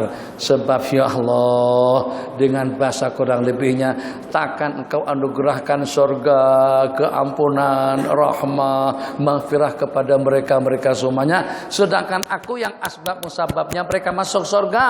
Aku yang jadi asbab musababnya yang dengan mereka mendapatkan keampunan dosa. Takkan aku tidak dapat surga. takkan engkau kedekut untuk tidak menganugerahkan keampunan kepadaku. Sedangkan makmumku di belakang semuanya dapat. Itu paling tidak seperti itu balasannya. Di samping imam, bagaimana posisi kita sebagai imam, sebagai EJK, sebagai individu, sebagai salah satu daripada umat Nabi Muhammad sallallahu alaihi wasallam, kita termasuk orang yang boleh menceriakan, melegakan, menyenangkan, membahagiakan hati baginda Rasulullah sallallahu alaihi wasallam. Agak-agaknya begini saja. Kecewa tak kita? Anak ini kita bagi duit, kita buatkan belikan kereta, kita buatkan rumah, kita kawinkan. Rumah banglo bukan alang-alang tanggung 1,5 juta, 1,5 rumah. Kereta tidak alang-alang tanggung BMW 7760, harganya hampir dalam 2 jutaan. Bahkan ada lagi satu Lamborghini kita belikan. Berapa Lamborghini untuk anak remaja jadi itu 3 juta tidak kurang. Kemudian kita kawinkan, tidak alang-alang tanggung kita nikahkan dia dengan anak menteri. Mas kawinnya 30.000, mahkotanya seperti punya satu Datu Siti Nur dengan Datu Ki 11 juta. Terus yang kita nakkan dengan dia itu santun saja. Yang kita nakkan dengan dia tidak lebih daripada apa yang kita inginkan kita diturutkan. Macam mana perasaan kita kalau dia tak turutkan keinginan kita? Kita keluar duit hampir beratus-ratus juta, tapi dia tidak patuh dengan kita. Macam itulah juga keadaannya. Yang kalau pada itu dengan anak kita setia, Masya Allah tabarakallah, kita disegak, dirayan, kita dihargai, kita dihormati dengan penuh kasih sayangnya kepada kita, seronok. Macam itu kita juga dengan baginda Nabi, bagi baginda seronok dengan kita, karena kita ajak orang ramai. Subhanallah, subhanallah, subhanallah, subhanallah, subhanallah, subhanallah, subhanallah, subhanallah, alhamdulillah, alhamdulillah, alhamdulillah, alhamdulillah. Kalau Nabi kita tengok semuanya alhamdulillah, seronok bila tengok kita. Akan lebih seronok lagi Nabi kita dengan kita. Kenapa? Sebab kita yang memberi peluang dan kesempatan, dan kita yang kembali menghidupkan sunnah-sunnah yang dikuburkan oleh sebagian tuan-tuan imam di masjid dan di surau, atas tujuan, atas kepentingan pribadi. Kadang-kadang kecuaian kita saja, kita tak peduli, tak kisah, tak ambil berat tentang perkara-perkara amalan yang seperti itu. Waktu kita sudah habis, silakan satu persatu dengan soalannya. Kita akan berhenti pada pukul 12.45. Pertanyaan ada dalam 20-an lebih sudah yang terkumpul. Baca satu persatu. Bismillahirrahmanirrahim. Yang live yang nak tanya silakan. Bismillahirrahmanirrahim.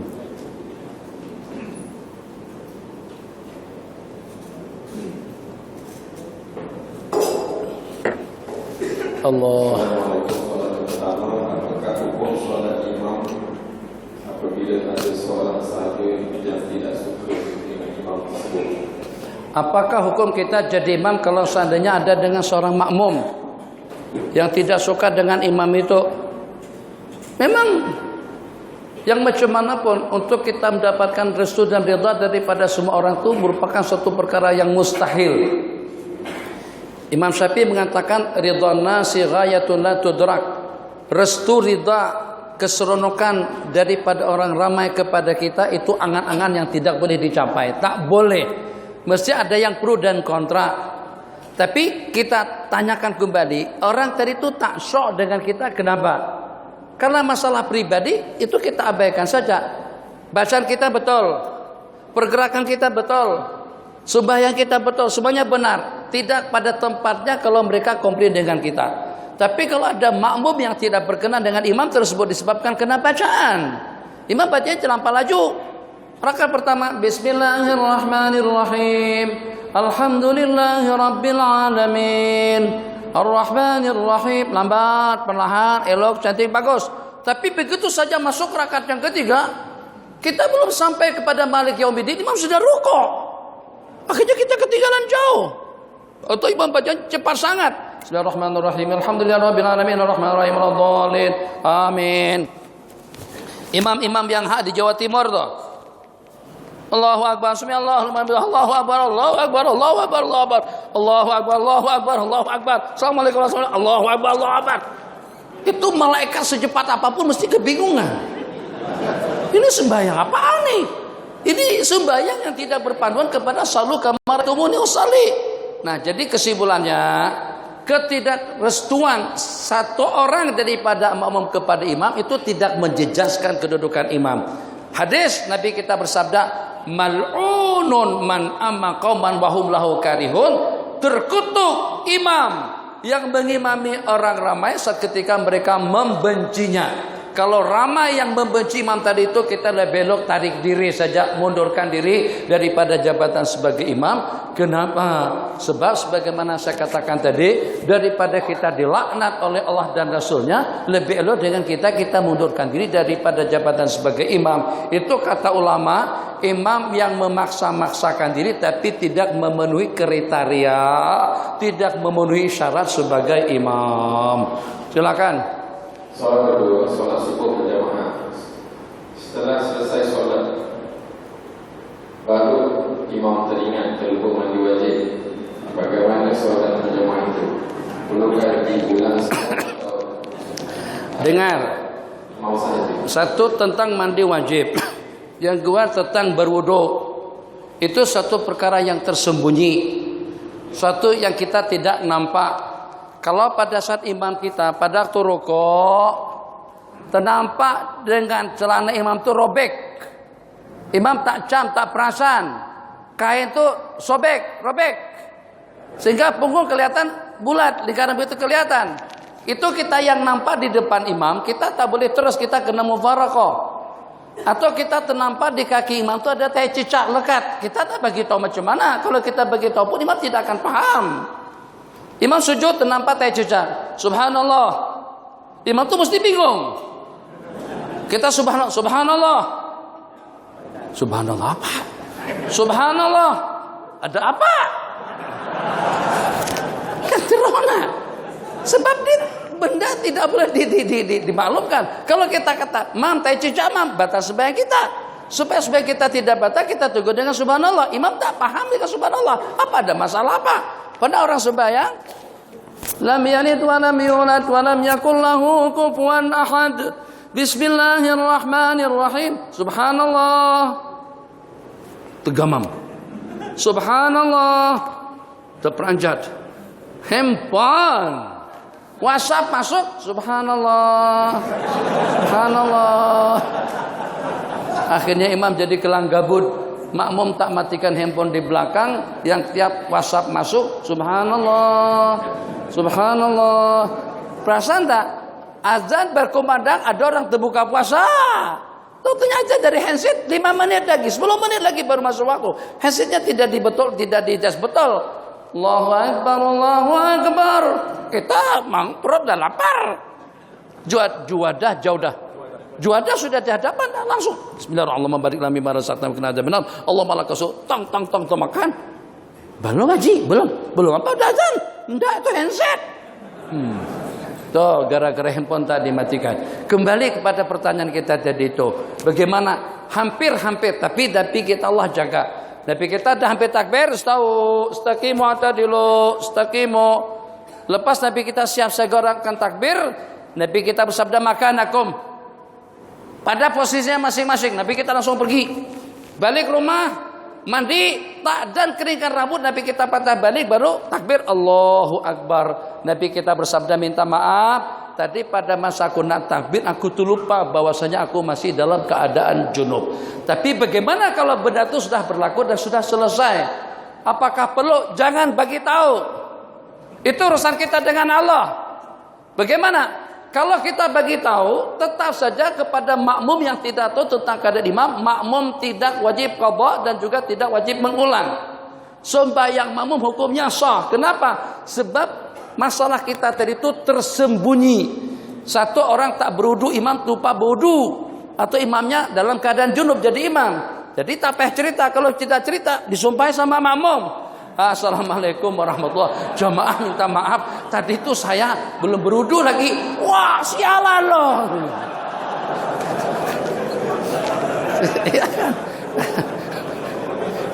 Itu kalau ada makmum yang agak samsing sikit lah. Kalau makmum yang kita ini kita senyap saja. Tapi kita di warung kopi ngomong cakap simbang terus kita. Apa tuh imam? Kalau memang sudah jelas-jelas pelupa macam itu, kenapa jadi imam? Kalau sudah pasti tidak berwudu, kenapa tampil ke depan?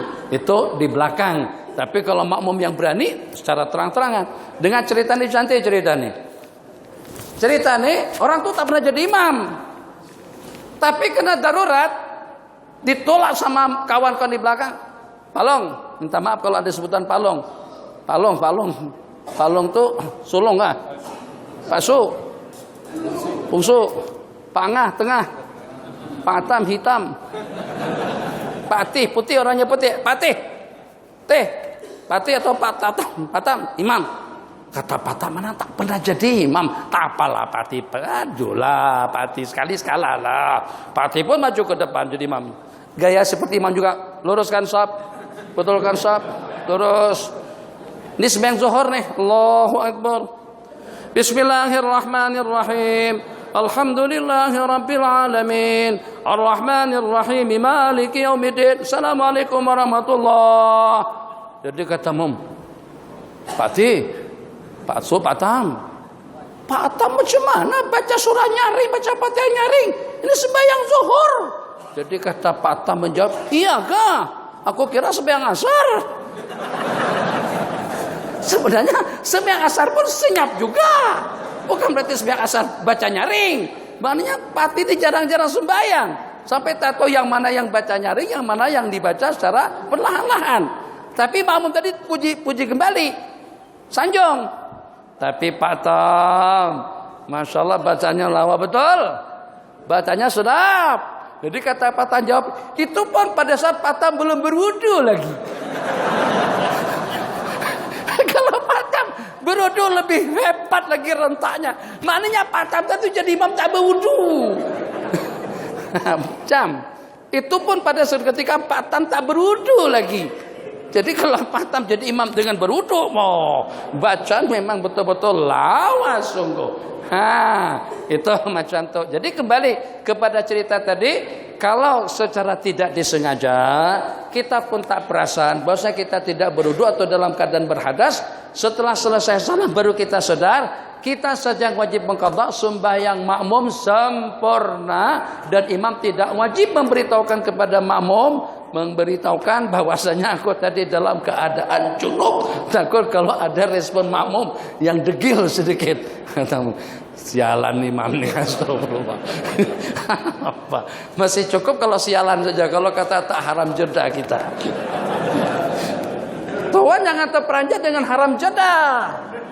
Nah, saya sudah cerita dalam pengajian haram jeda tuh, itu tuh Arab pun juga cakap macam tuh. Haram jeda. Jadi orang Melayu tadi itu pada masa keluar daripada Masjidil Haram, pada tuh sampai ke situ tengok tuh Arab haram jeda. Wah, katanya tuh Arab pada nyumpah juga. Enggak, tuh Arab tadi tuh pemandu taksi. Dia ada bus. Dia nak bawa penumpang ke Masjidil Haram baru ke Jeddah. Jadi kata dia haram jeda. Macam tuh ceritanya. Bukan nyumpah-nyumpah kita orang Melayu. Macam kita katakan sini apa? Keluang muar keluar, muang keluar. Macam itulah haram jeda. Muar keluang atau jibi keluang, jidi keluang. Macam tuh. Siapa yang marah? Tak apa yang marah. Jadi kita kena paham kalau dia kata haram jeda, maksudnya kita pergi ke Masjidil Haram dulu, baru lepas itu baru kita pergi ke Jeddah. Kesimpulannya sembahyang makmum sah dan tidak wajib diqadha. Silakan.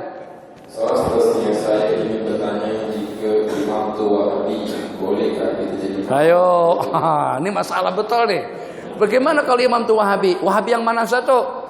Wahabi yang tak baca qunut, Wahabi yang mengharamkan tahlil, Wahabi yang mengharamkan talqin, Wahabi yang mengharamkan maulid Rasul, itu oke-oke saja.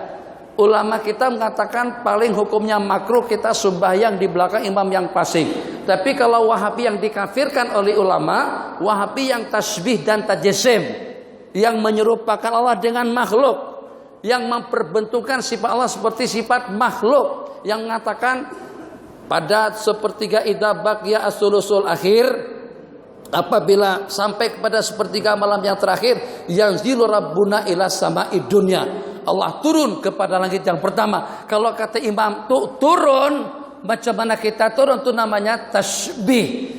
Imam Syafi'i, Imam Ahmad, Imam Abu Hanifah, Baginda Ali, banyak di kalangan ulama. Satu buah kitab ditulis oleh Profesor Dr. Jamil. Di situ ada 100 nukilan daripada ulama yang mengkafirkan orang yang akidahnya tasbih dan tajsim. Barang siapa mengatakan Allah begitu atau begini, yang menyerupakan zat Allah dengan makhluk, mengatakan Allah berlari-lari, mengatakan Allah berjalan, mengatakan Allah duduk bersela, itu akidahnya bermasalah. Al-Imam At-Tahawi di dalam Al-Aqidah At-Tahawiyah di situ dinyatakan man syabbahallaha bi syai'in min makhluqatihi, orang yang menyerupakan Allah dengan makhluknya faqat kafar dengan sebelah suara, itu tidak boleh diikut. Tapi kalau hanya fasik, imam tadi tuh imam tapi pakai celana pendek, keseharian malah pakai celana pendek saya, tapi jadi khatib, jadi tuan imam lengkap, kan cantik elok. Tapi kalau mundar mandir ke sana kemari pakai celana pendek, itu bagaimana? Rishwah, judi, riba, tapi jadi imam, itu fasik sahaja. Berimam dengan imam yang fasik hukumnya makruh, arti makruh, kita tidak dapat pahala berjamaah. Silakan. Soal seterusnya, duit tabung masjid ada yang banyak tetapi tidak digunakan untuk program ilmu, sedangkan masyarakat dahil minta ketua syekh. Yang kedua, itu tidak perlu pandangan saya, pandangan siapapun sama. Duit banyak mau diapakan? Takkan duit itu jadikan warisan selama-lamanya. Ada duit kita buat program. Jadi tanyakan saja haji, seakan tanya nih, ini duit haji ini nak dietikapkan di kotak ini kah? Atau nak digunakan untuk ibadah masjid? Nggak, anak cadang duit ayah, tuan itu keluar uang banyak, bagi 10.000, bagi cek 10.000. Ini duit anak ini saya nak etikapkan di dalam kotak ini saja, sampai hari kiamat. Ada tak ada? Orang bagi duit itu untuk pengimarahan masjid, aktiviti-aktiviti ibadah, kegiatan-kegiatan, pengajian-pengajian dengan seminarnya atau juga dengan pencerahannya, itu yang dimaksud. Jadi satu cara yang tidak bijak kalau seandainya duit terkumpul banyak, kadang-kadang IJK masjid itu khawatir kalau masjid kehabisan duit. Wah, ceramah nanti bayar berapa tuh? Banyak duit habis. Enggak, sebanyak duit yang habis banyak itu juga. Lihat, masjid-masjid yang makmur, tiap malam ada aktiviti, duitnya tidak pernah habis. Di samping, minta maaf dengan bahasanya, kadang-kadang kita atau sebagian, kita tidak sebagian.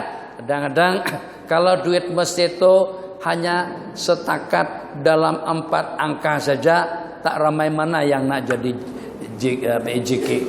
Kalau setakat 4 angka saja.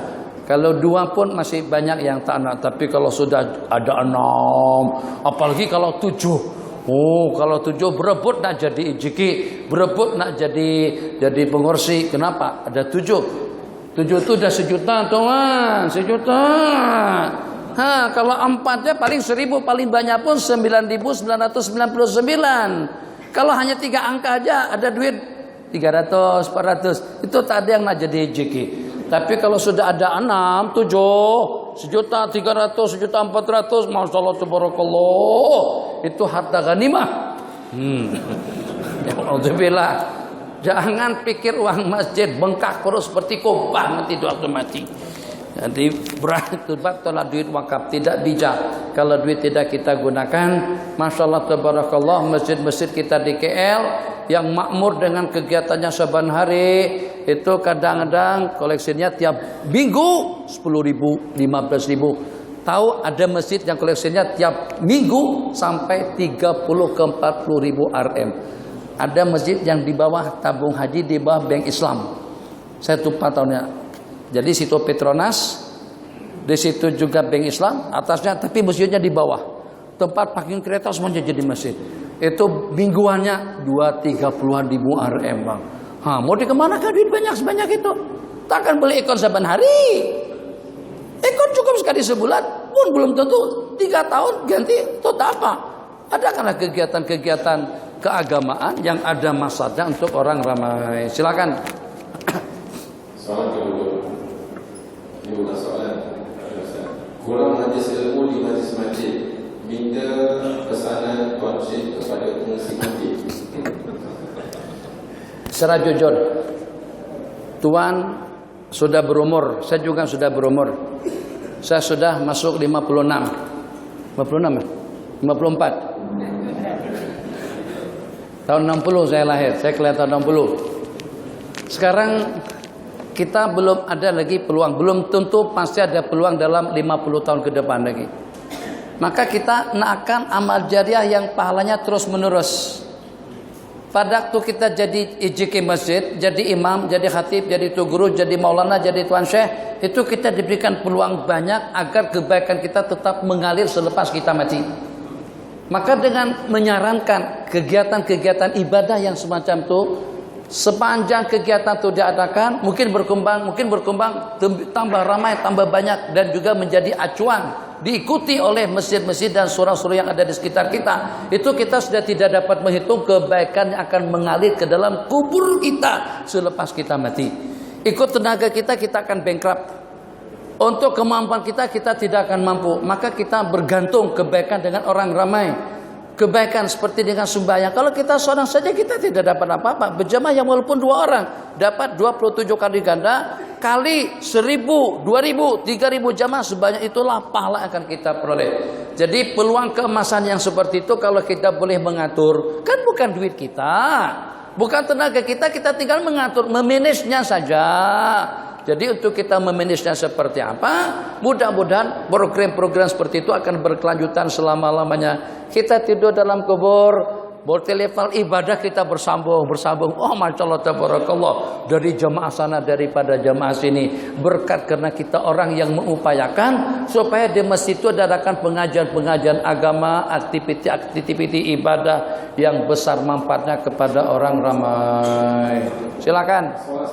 Siapakah yang sepatutnya jadi IJK Masjid Surau Al-Fatihah di Surau Al-Fatihah? Siapa yang sepatutnya Nabi kita bersabda, idza usnidal amru ila ghairi ahli fatnziru sa'ah, apabila suatu bidang, suatu amanah diserahkan kepada yang bukan ahlinya, maka nantikanlah kebinasaan dan kehancuran. Siapa yang layak lah, yang layak, tapi tidak ideal. Yang jadi IJK masjid bukan orang yang kaki masjid, yang jadi IJK di KL, masjidnya di Keluang. Apa yang diatur? Jadi elok yang jadi IJK itu orang yang memang mempunyai loyalty, intima, wala yang tinggi kepada masjid dan juga kepada jamaah, orang yang berhati masjid, orang yang cinta ibadah, yang cinta kebajikan, itulah yang paling layak untuk kita berikan amanah, yang walaupun mungkin ibadahnya kurang tapi amanahnya tinggi, yang walaupun ibadahnya kurang tapi dengan kesetiaannya luar biasa, yang walaupun ibadahnya kurang tapi semangat untuk agama itu memang cukup meyakinkan. Oke, kita lantik sebagai salah satunya. Silakan. Salat berjamaah sedang sujud, imam tiba-tiba Batal. Setelah sujud. Sedang sujud batal. Tiba-tiba imam terbatal. Betul. Soalannya bagaimana yang makmum menjadi belakang imam yang juga sedang sujud dan menggantikan imam? Kalau pada masa rokok Allahu Akbar terus terkencut, itu kan makmum yang walaupun tak jam tapi senang. Kita boleh cam imam keluar daripada mihrab, berarti kita akan gantikan. Pengganti imam ada 2 pilihan. Kita dengan inisiatif sendiri, makanya yang berada di belakang imam itu orang yang mampu untuk jadi imam.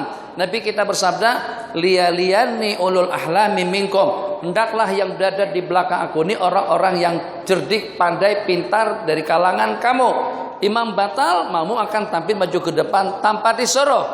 Atau imam batal, saf di belakang, maka salah satu daripada kita isyarat atau kita tolak teman kita, tolak di depan untuk menggantikan posisi imam. 2. Yang ketiga dipilih oleh imam. Jadi imam pada waktu rukuk, imam tak perlu cerita, batal. Rukuk Allahu Akbar, kencing kan suatu benda yang tidak ada berdela. Kadang-kadang minta maaf nih dengan bahasanya. Mungkin kita tua ini kurang, mungkin, tapi mungkin juga ada. Kadang-kadang kita malas nak ke tandas. Qama azan sudah berkumandang, tapi hak kita tuh naik, subuh naik. Paham naik? Meroket lah. Jadi karena sudah azan, kalau kita nak ke tandas dulu, buang air dulu, lambat lama. Jadi kita pun tak pikir, sebab tak juga terlalu ketat, tak juga terlalu sakit, masih boleh ditahan. Kita pun berwuduk, lepas berwuduk, pakai baju dan sebagainya, masuk ke masjid, langsung takbir sembahyang karena sudah Allahu Akbar. Itu kadang-kadang kesan tegang lama pada masa sebelum subuh. Sebelum orangnya bangun, dia sudah bangun. Yang hebat. Masya Allah, tabarakallah. Dia dah bangun bertahajud sebelum kita bertahajud. Itu mantapnya dia seperti itu. Akhirnya kena tegang lama pada sembahyang, terasa kita terkeluar mazi. Batal. Tapi cerita, minta maaf makmum, saya keluar mazi ini. Malu. Tapi cakap macam keluar dia lagi.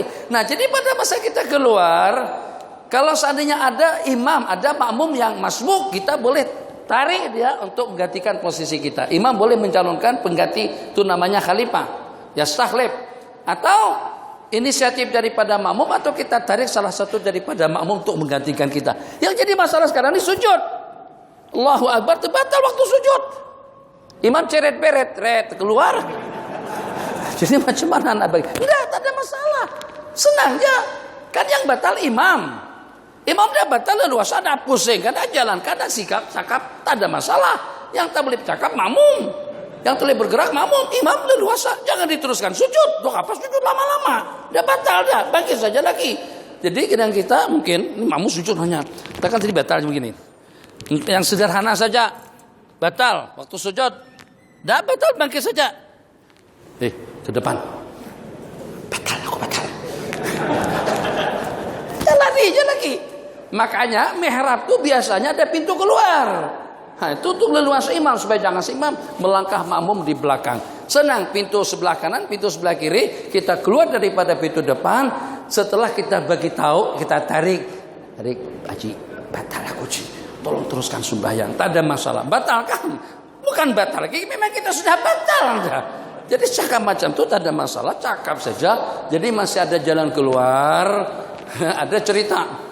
Sujud lama, sujud. Imam tak bangkit. Rupa-rupanya ini style rumah lama. Perasaan tak rumah lama kita dulu, itu kadang-kadang lantainya dari bambu. Dari bambu itu tak rapat mana, jarang. Imam ini saya suka mempelagakan ayam dengan ayam itu apa namanya? Gabung ayam. Pada masa sujud nampak nih ayam bergaduh, ayam bergabung. Imam asing nonton, tengok. Makmum, ada apa imam ini tak bangkit? Rupanya imamnya kaki gabung ayam. Gabung? Sabung, kaki sabung ayam. Nabi kita pernah sujud lama. Sujud. Sahabat risau, jangan-jangan Nabi kita ada dicolek sama teroris. Pada waktu itu ada sahabat Nabi kita yang bangkit awal, tengok depan, Nabi kita lagi sedang ditunggang oleh Sayyidina Hasan atau Husain.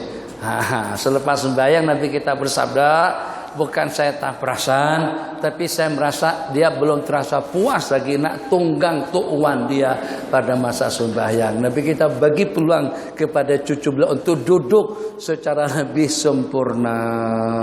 Silakan. Salah satu hukum imam membaca surah dengan menggunakan Al-Quran yang besar di depan. Tak ada masalah. Orang yang pertama yang membaca Al-Quran daripada mushaf itu adalah Sayyiduna Zakwan. Zakwan ini hamba sahaya Sayyidatuna Aisyah yang mengimami beliau dengan membaca Al-Quran. Jadi kita sekarang ini tidak lebih daripada melanjutkan tentang perkara seperti itu. Tidak ada masalah. Asalkan buka Qurannya itu betul. Lam yad waladdallin. Tadi ini kan waladdallin. Amin. Bismillahirrahmanirrahim. Macam tu batal lah.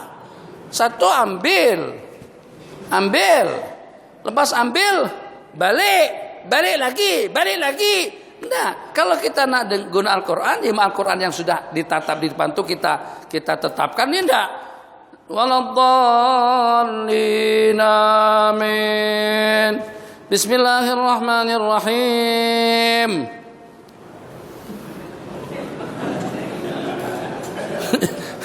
Buka pertama surah Baqarah, kepanjangan. Buka kedua Yasin, takut kalau ada yang subhanallah subhanallah di belakang. Buka balik lagi amma yatasaalun, kurang lancar. Balik terakhir tutup wa tamat kalimatu rabbik. Habis. Bukan lagi sekali, itu batal. Kalau sudah kita ejaz sebelumnya seperti tarawih, pastikan semat sini supaya Quran itu tidak terbalik karena angin kipas. Tak ada masalah dengan kita membaca saja. Jangankan daripada yang terpajang di hadapan, kalau kita ambil Quran dari pocket pun tak ada masalah, tapi ambil sekali saja. Bismillahirrahmanirrahim. Yasin. Mungkin ke depan nanti akan ada orang jadi imam pakai handphone. Beneran, itu tambah parah lagi pada masa syukur-syukur pada masa kan dia diaktifkan nih, dia baca Quran, tapi SMS masih boleh masuk, WhatsApp masih boleh masuk, dia klik macam tu. Assalamualaikum, ada berita kematian, innalillahi wa inna ilaihi raji'un. Hancur sembahyang. Jangan pakai handphone, batal sembahyang kita, rusak. Tuh, jangan sampai handphone mengganggu ubudiyah kita kepada Allah. Silakan Bang, 15 menit terakhir. 10 menit aja lagi. Nih, 15. Soal seterusnya, solat orang sakit yang duduk atas kursi adakah dibolehkan? Setengah-setengah kenapa kata tak boleh? Tengok sakitnya ini apa dulu. Sakit tak boleh rokok, tak boleh sujud, tapi boleh berdiri. Itu tak boleh duduk terus-terusan. Kita semuanya sama rata. Jadi kita tidak boleh menyamakan antara satu dengan yang lain. Tuh ini hanya tak boleh rokok. Atau rokok boleh, tak boleh sujud. Duduk macam ini tak boleh. Kalau macam itu pada masa sembahyang tetap saja berdiri. Allahu Akbar. Rokok tetap saja rokok. Sujud karena tak boleh sujud baru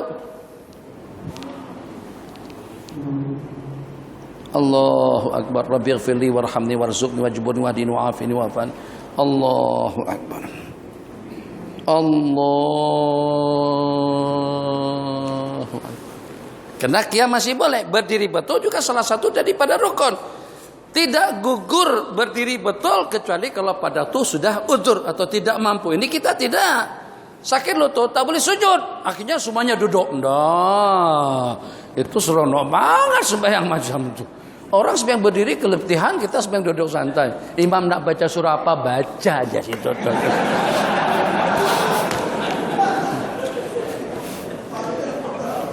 Hantang betul, hantang. Baca Yasin aku tak kisah. Kalau sampai 1 juz pun aku tak kisah. Kalau aku letih aku ngantuk aja. Apalagi kalau tahu hukum kan ngantuk duduk rapat tak batal wudu kan. Nah, duduk tidak betul. Allahu Akbar.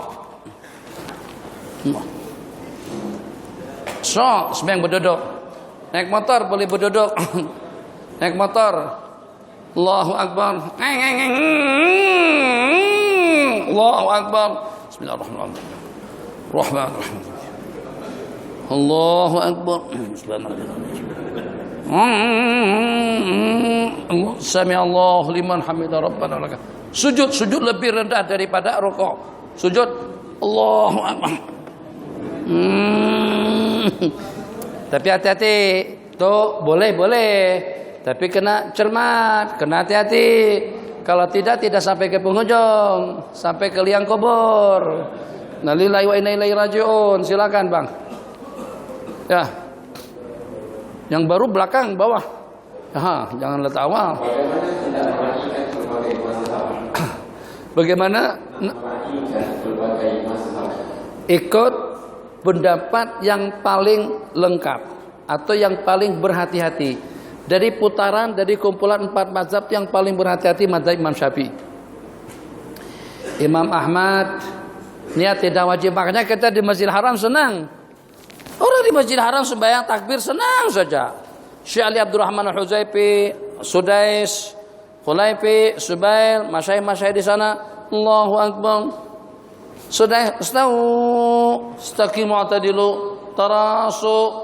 Inna tasbihata subuh min tamami qamati salah. Allahu Akbar. Suraim. Allahu Akbar. Subair, Abdullah bin Subair rahimahullah, dia meninggal. Allahu Akbar. Kenapa mereka begitu cepat? Sebab mereka tak ada niat dalam takbir. Kita Allahu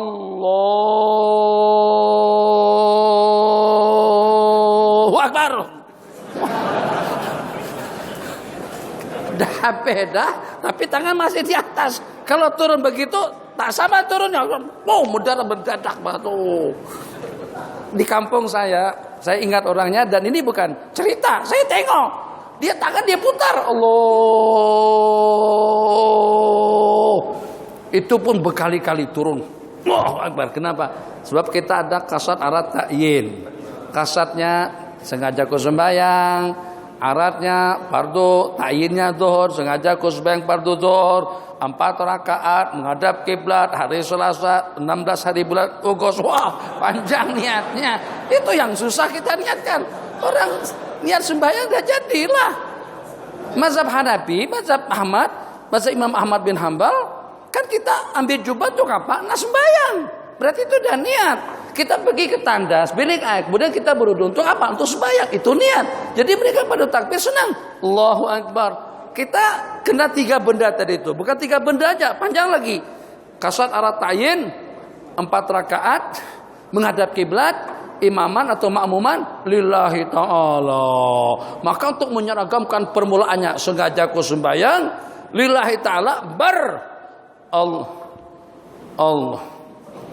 Allah usalli pada Allah. Astaghfirullahaladzim. Allahumma inni a'udzu min hamazati syayatin. Rabbi a'udzu bika min hamazati syayatin wa a'udzu bika ay yahdurun. Ya Allah, aku berlindung dari Engkau daripada setan. Min hamazat, daripada bisikan setan, dan aku berlindung daripada kehadiran mereka. Kata setan, kamu yang jadi setan sekarang. Aku disalah-salahkan. Setan tak salah, dia kita yang was-was kita. Jangan sampai kita diperangkap sama setan. Kalau kita was-was, ikut mazhab yang lain saja. Bukan berarti wajib, tapi untuk mengatasi masalah.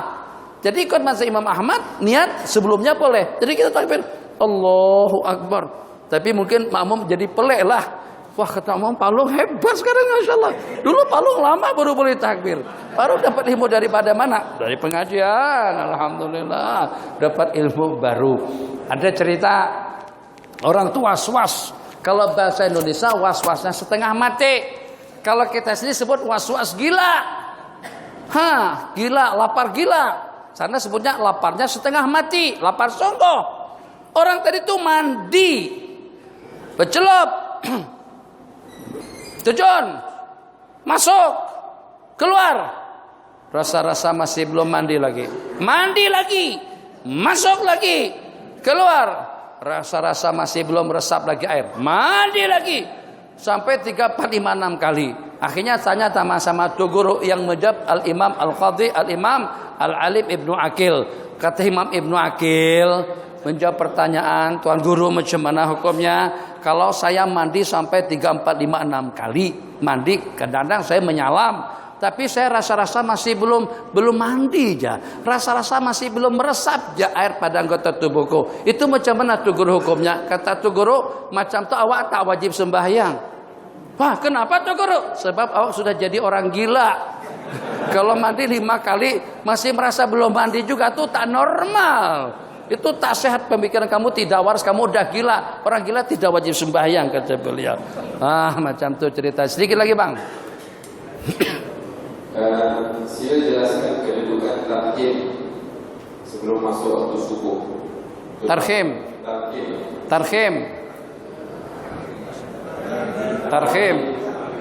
Sebelum subuh ada tasbih. Bukan di Johor, jadi seluruh dunia. Apa bukan di Johor? Yang tanah tuh Wahabi Salafinya. Apa masalah? Orang jarang-jarang baca Quran, jarang-jarang dengan Quran. Apa masalahnya? Kalau setengah jam. Yang tak betul itu kalau setiap pukul 1 tengah malam, pukul 1 pagi udah tarhiman, itu tak betul lah. Pukul 3, pukul 4 itu belum waktunya. Tapi kalau sudah setengah jam sebelum waktu untuk mengejutkan kita yang tidak tidurnya, apa hikmatnya azan Ibnu Ummi Maktum? Kemudian berikutnya dengan azan Sayyidina Bilal. Nabi kita bersabda, hatta yu'adzina Ibnu Ummi Maktum. Maaf, terbalik. Sayyidina Bilal azan awal. Satu, untuk memberikan peluang kepada mereka-mereka yang sudah bertajud untuk berehat. Dan sekaligus juga untuk memberikan peluang membangunkan orang-orang yang sedang tidur nyenyak untuk bangun. Itu hikmat azan 2 kali pada waktu subuh. Jadi dikembangkan azan 2 kali tadi itu seperti Mekah Madinah azan 2 kali. 1 jam perbedaannya dengan azan yang kedua. Azan pertama dengan azan yang kedua. Apa bedanya? Yang pertama tidak ada salatu khairum minan naum. Jadi kita boleh sambung tidur. Kalau sudah salatu khairum minan naum, itu jangan ditawar-tawar. Itu berarti kita sudah masuk waktu subuh. Nah, dikembangkan yang itu di sebagian tempat azan 1 kali saja, tapi diganti dengan bacaan Al-Qur'an, dengan tasbih, tahmid dan takbir, atau juga dengan amalan-amalan seumpamanya. Tidak ada masalah. Amalan-amalan seperti itu dia bukan mengada-ngada yang tidak ada, tapi justru dia mengamalkan zikir yang dengan zikir kita dituntut untuk di sepanjang 24 jam. Uzkurullaha zikran katsira, sebutlah nama Allah, ingatlah kamu kepada Allah dengan sebanyak-banyaknya. Tapi dengan syarat kita tidak beranggapan itu sebagai salah satu daripada perkara yang disunatkan. Mengetikatkan itu sebagai satu perkara sunnah itu yang tidak betul, sebab Nabi kita tidak pernah mengajarkan cara seperti itu, tapi juga tidak ada larangan untuk kita melakukannya. Silakan. Penjelasan berkaitan mengaminkan dan mengangkat tangan ketika doa di dalam khutbah Jumat. Allah, kita risau, bimbang, takut oleh sebagian, takut kalau tersilap dan juga takut kalau terbabit melakukan perkara abas, lagha. Faman lagha fala jum'atalah, faman lagha fala jum'atalah. Itu dengan hadisnya, man qala li sahibihi yaumal jum'ati ansit wal imamu yakhthub faqad lagha wa man lagha fala jum'atalahu. Itu asal hadisnya. Jadi di situ disebutkan lagha, artinya melakukan benda sia-sia. Angkat tangan itu bukan sia-sia. Ya kalau tanah angkat apa ya angkatlah. Tapi jangan sampai dengan kita komplit dan menyalahkan orang yang mengangkat tangan pada masa khatib membaca doa. Kalau khatib itu memang ada panduan daripada baginda Nabi kita pada masa baca doa di waktu khutbah. Kalau ada isyarat pun tidak lebih daripadanya dengan telunjuk tangan saja. Nabi kita tidak angkat tangan seperti ceramah. Sementara dengan doa Nabi kita angkat tangan sampai teratas daripada kepala, itu pada waktu melaksanakan sembahyang minta hujan. Sembahyang minta hujan Nabi kita angkat tangan sampai ke atas kepala. Selain daripada itu Nabi kita tidak mengangkat tangan, itu dalam sembahyang. Di luar sembahyang hadisnya banyak dan kebanyakan daripada ulama mengatakan hadis itu hasan. Ada yang mengatakan hadis itu mutawatir, hadis itu mutawatir. Jadi angkat tangan pada masa berdoa hadisnya mutawatir, hanya menyapu muka selepas berdoa. Ada yang mengatakan hadisnya sahih, ada yang mengatakan hadisnya dhaif, ada yang mengatakan hadisnya hasan, yang mengatakan hadisnya itu baik Al-Imam Ibnu Hajar di dalam kitab Bulughul Maram. Kesimpulannya disunatkan angkat tangan pada masa berdoa. Pertanyaan, apakah kita angkat juga kalau pada waktu khutbah? Iya. Kenapa? Sebab angkat tangan bukan perkara sia-sia. Dia termasuk daripada ibadah. Jadi kalau kita angkat elok, kalau tak angkat ada masalah. Jadi yang penting jangan dipermasalahkan atau jangan kita pertikaikan. Mungkin Salafi Wahabi mereka tidak angkat. Saya tengok di Kelantan, dulu pernah saya jawab macam tu. Akhirnya di blacklist saya ceramah di masjid berkenaan. Karena masjid berkenaan itu orang berdoa tak angkat tangan. Allahumma, apa doanya? Allahumma ighfir lil mu'minina wal mu'minat. Kan kurang sopan. Kalau kita meminta, ya Allah, ini betul-betul mengharap. Kalau kita, ya Allah, ya Arhamar Rahimin, bagi aku kesehatan ya Allah. Allahumma in kana kalau sada rizqu fis sama'i fa anzil wa in kana ba'idan faqarribhu wa in kana katsiran wa in kana qalilan fakatsirhu wa in kana haraman fahalilhu. Doa Ya Allah ampunkan kami ya Allah, dosa-dosa kesalahan kami ya Allah. Itu beda dengan orang ya Allah. Itu betul-betul berharap. Kalau doa santai macam ya Allah, kita yang kasih itu pun kita agak komplain. Ya Allah ya Arhamar Rahimin, rahmat ya Allah, rahmat Rabbana atina hasanah bil akhirati ya dzal jalal wal ikram. Jadi seakan-akan orang yang minta seperti itu tidak terlalu mengharap. Ya Allah, kalau engkau kasih, alhamdulillah. Kalau tak dikasih pun tak ada apa-apa juga ya Allah. Itu kan seperti itu maknanya. Beda yang minta serius. Kalau miskin minta serius, kita akan beri. Bagaimana kalau pada waktu kita meminta dengan penuh harapan kepada Allah, tak nak diangkat pun juga ada pendapat yang mengatakan tidak perlu diangkat. Silakan. Soal seterusnya, wirid dengan suara yang kuat, sedangkan masih ada yang bawa sholat di masjid. Lembutkan sedikit. Kecuali kalau masbuk tuh masbuk melulu. Dia yang kaki masbuk, saban hari masbuk. Memang sengaja masbuk, tak bagi kita berwirid nyaring. Nah bagi pelajar kepada makmum tuh subhanallah, subhanallah, subhanallah, subhanallah. Supaya dia besok jangan lagi masbuk. Kalau tidak nanti besok masbuk lagi. Tapi kalau seandainya masbuk tuh lain-lain orangnya, eloklah kita redakan sedikit supaya tidak terlalu mengganggu atau tidak mengganggu orang yang sedang sembahyang atau yang menambahkan jumlah rakaatnya. 3 terakhir, waktu udah habis. Ada amalan. Imam bertanya apa kamu saksi atas mayat ini. Kemudian makmum cakap baik. Ini kalau luruskan jenazah. Adakah amalan ini disunatkan? Begini, Nabi kita duduk dengan grup para sahabat, duduk santai. Lewat jenazah diusung. Jadi pada waktu jenazah itu lewat di hadapan Nabi, ramai orang yang menyanjung. Masya Allah, itu almarhum, ramah orangnya, masa sama-sama dengan aku. Waktu di Mekah, waktu di Arafah, orangnya pemurah, ringanan tangan, senang tolong, senang bantu, orangnya amanah, jujur, tabah, sabar. Jadi pada waktu Nabi kita dengan sanjungan, ucapan, pujian semacam itu, Nabi kita bersabda, wajabat. 3 orang, wajabat. Tak lama kemudian ada lagi jenazah diosong. Wah, tuh masa almarhum hidup, samsing sungguh. Itu kaki ini, kaki perempuan. Jadi beberapa celaan Nabi kita kata wajabat. Jadi kata si Umar, apa wajabat ya Rasulullah? Nabi kita bersabda, yang awal tadi itu kalian sanjung puji dia, kalian itu sebagai saksi-saksi Allah di permukaan bumi, wajabat masuk surga. Sementara yang sebaliknya dia bersaksi dengan benda yang teruk. Penyaksian kalian dengan benda yang tidak elok, wajabat artinya wajabat masuk neraka, waliyadzubillah. Jadi itu secara spontan, bukan diminta dan juga bukan diharapkan. Hanya saja kena terlampau kita mengharapkan, sebab ini kan suatu harapan, pahalanya besar. Jadi kita minta penyaksian daripada orang-orang, takut kalau tidak ada yang menyaksikan. Maka kita cari-cari agar orang bersaksi. Tapi jadi masalah kalau kita tidak kena dengan orang yang disaksikan. Nah kita saksikan lagu mana? Takkan dengan kita katakan, bagaimana menurut tuan-tuan semuanya?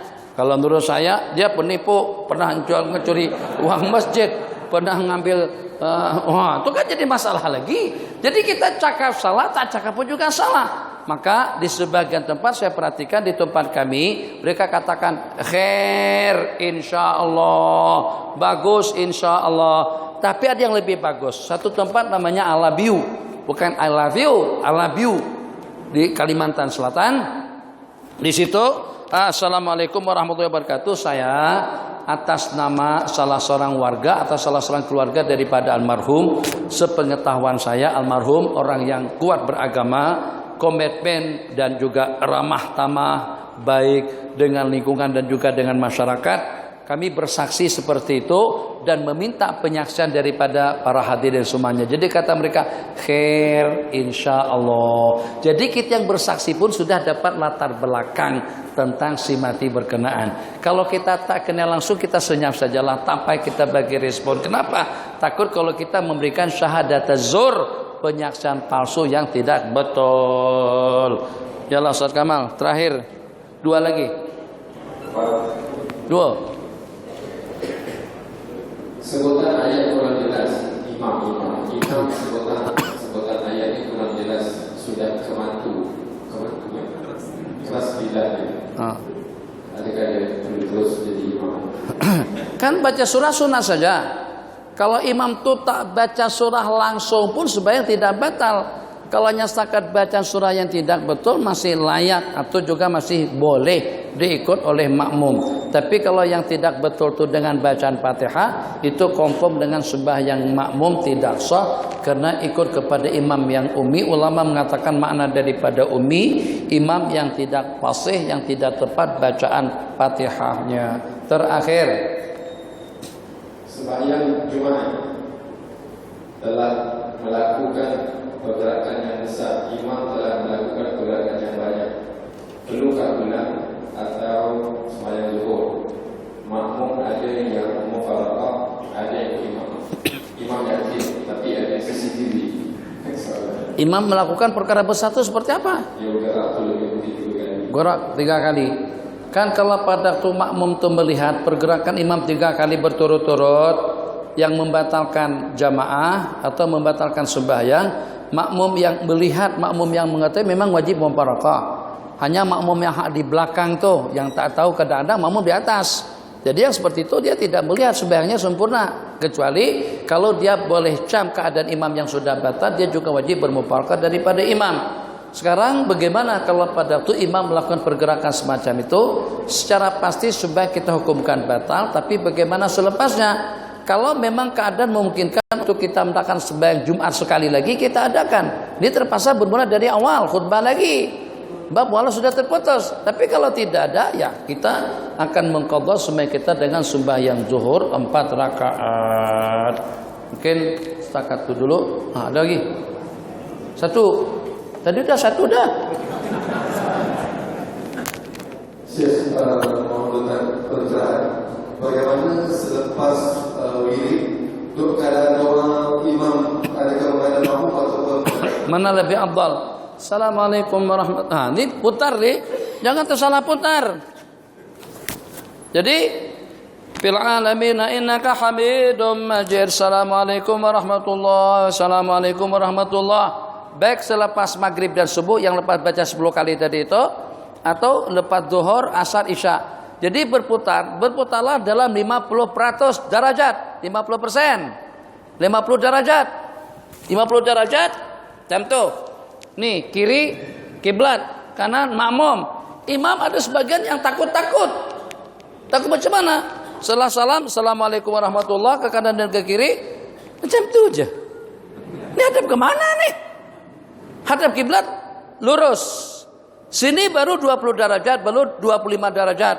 Jadi ikut panduan kitab tidak, ikut yang Nabi kita laksanakan juga tidak. Yang Nabi kita laksanakan, Nabi kita ngadap makmum. Nabi kita berputar 100 derajat ngadap makmum. Aqbala alaina biwajhih, menghadap kami dengan muka beliau. Ya imam kita menghadap semacam itu, imam dengan kita 50 derajat seperti imam-imam kita di kampung. Itu udah oke. Yang sedikit tadi itu serba salah. Itu bukan menghadap secara sunnah, itu menghadap ke timur tengah. Bukan sunnah, timur tengah. Mungkin ngadap stadium kah, ngadap kubur kah. Jadi geraklah, jangan kedekut. Ada masalah kalau sudah jadi imam, tapi malu-malu. Tapi ada juga sebagai imam tak beranjak langsung, duduk terus saja semacam itu. Jadi kita jadi imam ini pemandu yang baik. Coba macam mana kalau pemandu direpar kita bonggol, dia tambah minyak. Oke, kalau wah, makmum, wah haram jeda semuanya di belakang. Kenapa? Karena terperentup, kepala mereka terentup atas bumbung bas. Bonggol slow, kona slow, jangan laju. Itu drepa yang bagus. Macam juga dengan imam, tidak ada bedanya. Doa kiblat, doa itu memang menghadap kiblat, tapi kebanyakan ulama mengatakan kiblat doa kalau kita berjamaah itu menghadap kepada makmum. Jadi kita tidak perlu merubah posisi menghadap kiblat. Kenapa? Demi untuk meraihkan. Sebab kalau kita menghadap kiblat, oke. Tapi orang yang kita belakangi di belakang itu ada tuh guru, ada maulana. Siapa tuh di belakang kita di kalangan makmum tadi itu ada 3 orang yang masuk surga bighairi hisab. Patutkah kita belakangi? Tidak patut. Makanya dianjurkan, tidak ada nas mengatakan kalau pada waktu berdoa Nabi kita berdoa, Nabi kita mengarah ke arah kiblat dengan membelakangi jamaah. Kalaulah ada paling pada masa salat istisqa, Nabi kita putar jubah terus berdoa dengan menghadap kiblat. Selain daripada itu pada masa khatib Nabi kita baca doa Nabi kita baca doa dengan menghadap makmum. Padahal kiblat tak susah mana? Kan khutbah macam nih. Apa susahnya? Paling macam itu doa. Tapi Nabi kita tidak berpusing. Kenapa? Karena makmum di belakang itu sudah menjadi kiblat imam untuk membaca doa di samping, kita mendoakan orang ramai. Subhanakallahumma wa bihamdika asyhadu an la ilaha illa anta nastaghfiruka wa natubu ilaik. Rabbana atina fid dunya hasanah fil akhirati hasanah wa qina adzabannar. Amin. Walhamdulillahi rabbil alamin. Tutup.